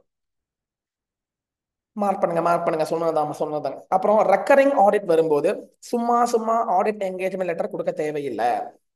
ஒன் டைம் கொடுத்தா போதும், ஆனா மறுபடியும் மறுபடியும் கொடுக்கணும். எப்ப கொடுக்கணும் கேட்டீங்கன்னா, டேர்ம்ஸ் மாறுது, ஓனர்ஸ் மாறுறாங்க, லீகல் என்விரான்மெண்ட் மாறுது, அக்கவுண்டிங் ஸ்டாண்டர்ட்ஸ்ல மாற்றங்கள் வருது, ரிப்போர்ட்டிங் ரெக்குயர்மெண்ட்ல மாற்றங்கள் வருது. இங்க சொல்லிக்கிறாங்க பாருங்கதா, அப்படியே படிச்சு வச்சுக்கோங்க. Are you guys getting it? Yes or no? Test in understanding 8 வாங்க. The management of the entity feels it is not necessary to give in writing explicitly that it understands responsibility. கவனம் கவனம், ஒரு மினிட், ஒரு நிமிஷம். புரியாதவங்களுக்கு நான் சொல்றது first கேளுங்க. Auditor கிளையண்ட்டுக்கு எழுதி கொடுப்பாங்க, அது திருப்பி management should explicitly give confirmation. Management திருப்பி அதுக்கு அக்னாலஜ்மெண்ட் கன்ஃபர்மேஷன் கொடுக்க வேண்டும். ஆடிட்டர் என்கேஜ்மெண்ட் லெட்டர் கொடுத்தா திருப்பி எஸ்னா எஸ் சொல்லணும், நோனா நோ சொல்லணும். should management explicitly tell yes or no for the engagement letter? Answer is yes. Management இங்க கொடுக்கலையாமா.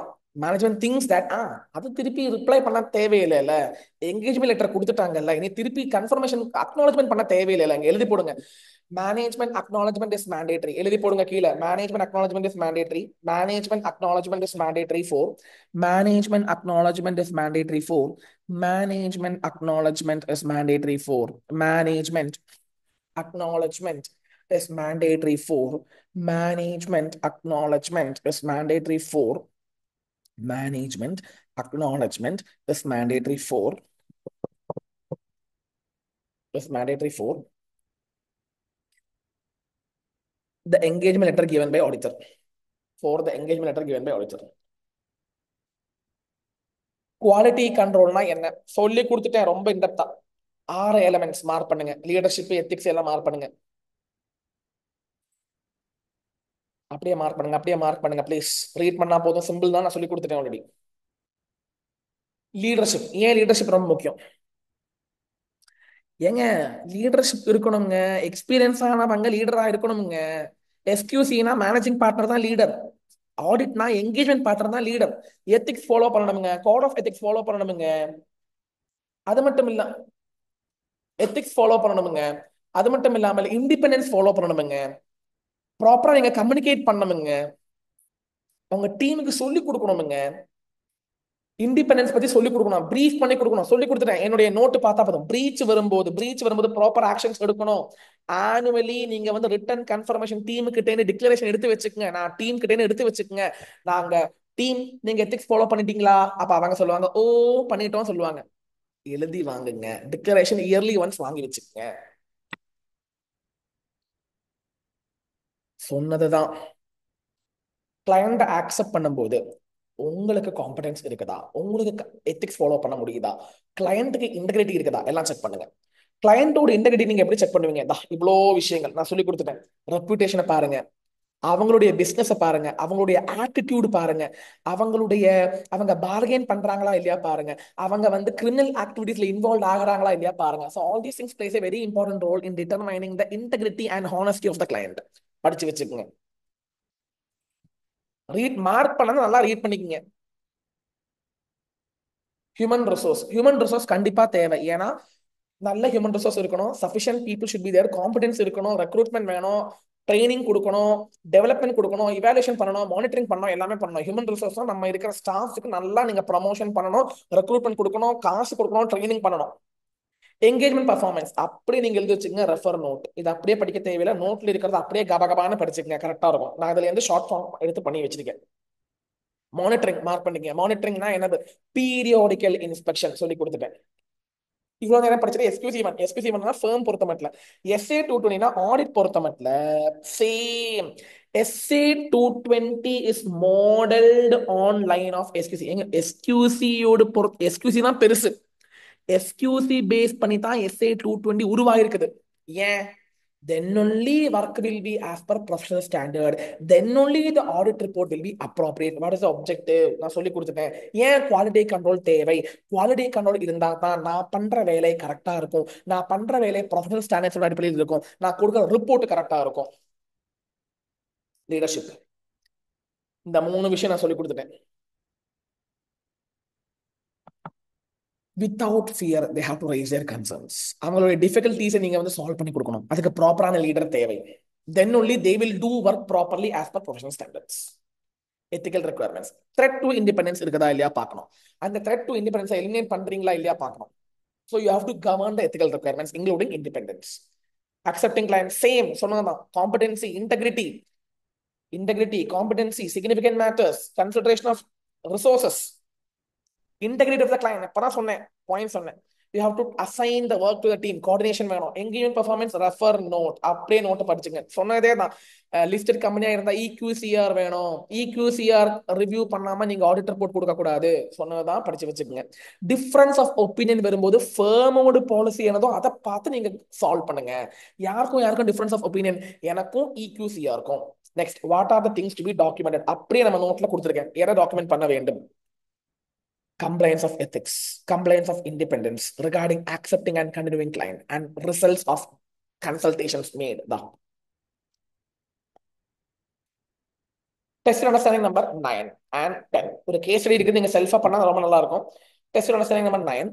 CAPK Nair is offered appointment as auditor of the company while making due diligence of the proposed client. Client பத்தி புரிஞ்சுக்கிறது தான் due diligence of the client. Due diligence of proposed client என்ன? client புரிஞ்சுக்கிறது. He came to know that there have been many raid on premises of the company by National Investigation Agency on suspicion of link with terror outfit. Terrorism நிறைய பண்ணியிருக்கிறாங்கன்னு மாதிரி ஒரு ஒரு inspection பண்ணும்போது தெரிஞ்சிருக்குதாமா, raid பண்ணும்போது. So இந்த மாதிரி கிளைண்ட்டை select பண்றது நல்லதா? இங்க எழுதி போடுங்க, client is not having integrity, so there is a doubt over integrity, better not to accept it. அப்ப நீங்க என்ன எழுதணும்? இன்டெகிரிட்டி கிளையண்ட் எப்படி பாப்பீங்கன்னு மொத்தமா எழுதி போட்டு ஃபேக்ட்ஸ் எழுதிட்டு கன்க்ளூஷனை நீங்க எடுத்து எழுதணும். கிளையண்ட்டுக்கு இன்டெகிரிட்டி இருக்குதா இல்லையா பார்க்கணும். Based on that you can choose the client. So இங்க வந்து இன்டெகிரிட்டி இல்ல, so integrity of the client is affected எழுதி போடுங்க, because there is some criminal activities undergoing. Integrity of the client is affected because of criminal activities. Question understand number 10. CA Arpita has joined mid-sized CA firm. She finds that partner remain too busy and the firm is proposing to accept. Oh my God. Wait பண்ணுங்க. சின்ன நிறைய நேரம் இந்த tab use பண்ணி இப்படி அடிச்சு wait பண்ணுங்க. CA Arpita has joined a mid-sized CA firm recently. She finds that partner remain too busy and the firm is proposing to accept audit areas in which it has no experience. எக்ஸ்பீரியன்ஸே இல்லாத வேலையெல்லாம் எடுக்கிறாங்க. Client accept பண்ணும்போது உங்களுக்கு capability இருக்கா இல்லையா பார்க்கணும். இல்ல capability இருக்கிற ஒர்க் தானே எடுத்துக்கணும். அப்படி கேப்பபிலிட்டி இல்லைன்னா ப்ராப்பர் ட்ரைனிங் கொடுக்கணும் கிளையண்ட் அந்த டீமுக்கு. ஸோ இங்க என்ன சொல்ல வராங்கன்னா, ஒண்ணுமே எக்ஸ்பீரியன்ஸே இல்லாம, எக்ஸ்பீரியன்ஸே ஒரு வேலையில எக்ஸ்பீரியன்ஸே இல்ல, இந்த மாதிரி டிஃப்ரெண்டான ஒரு ஃபின்டெக் செக்டர், அந்த fintech sector it's IT sector, அந்த மாதிரி கம்பெனி இதுவரை ஆடிட் பண்ணதே இல்லை. So better not to choose it, or you might choose. So you should undergo training for that. So இங்க எழுதி போடுங்க, since there is no experience to the audit team, better not to accept. Since there is no experience to the audit team, better not to accept. But since there is no experience to the audit team, better not to accept. But if training is provided, there might be a chance of accepting the client. Training வேணும். Auditor should take training. Then only you should under. So இவ்வளோதாங்க இந்த MCQs நீங்க பாருங்க. So நன்றி, வணக்கம். ஒரு நிமிஷம், நான் கரெக்டாக சொல்லிட்டேன் என்னெல்லாம் படிக்கணும்னு சொல்லிட்டு. And one more important thing, MCQ செப்பரேட்டா ப்ராக்டிஸ் செஷன் வேணும்னா கமெண்ட் பண்ணுங்க. இந்த செஷன் பிடிச்சிருந்தா கமெண்ட் பண்ணுங்க. இனிமே யூனிட் நம்பர் 2 வரும், யூனிட் நம்பர் 6 வரும், யூனிட் நம்பர் 5 வரும். நன்றி, வணக்கம். திஸ் இஸ் சேஷேஷரி from CA Bro signing of.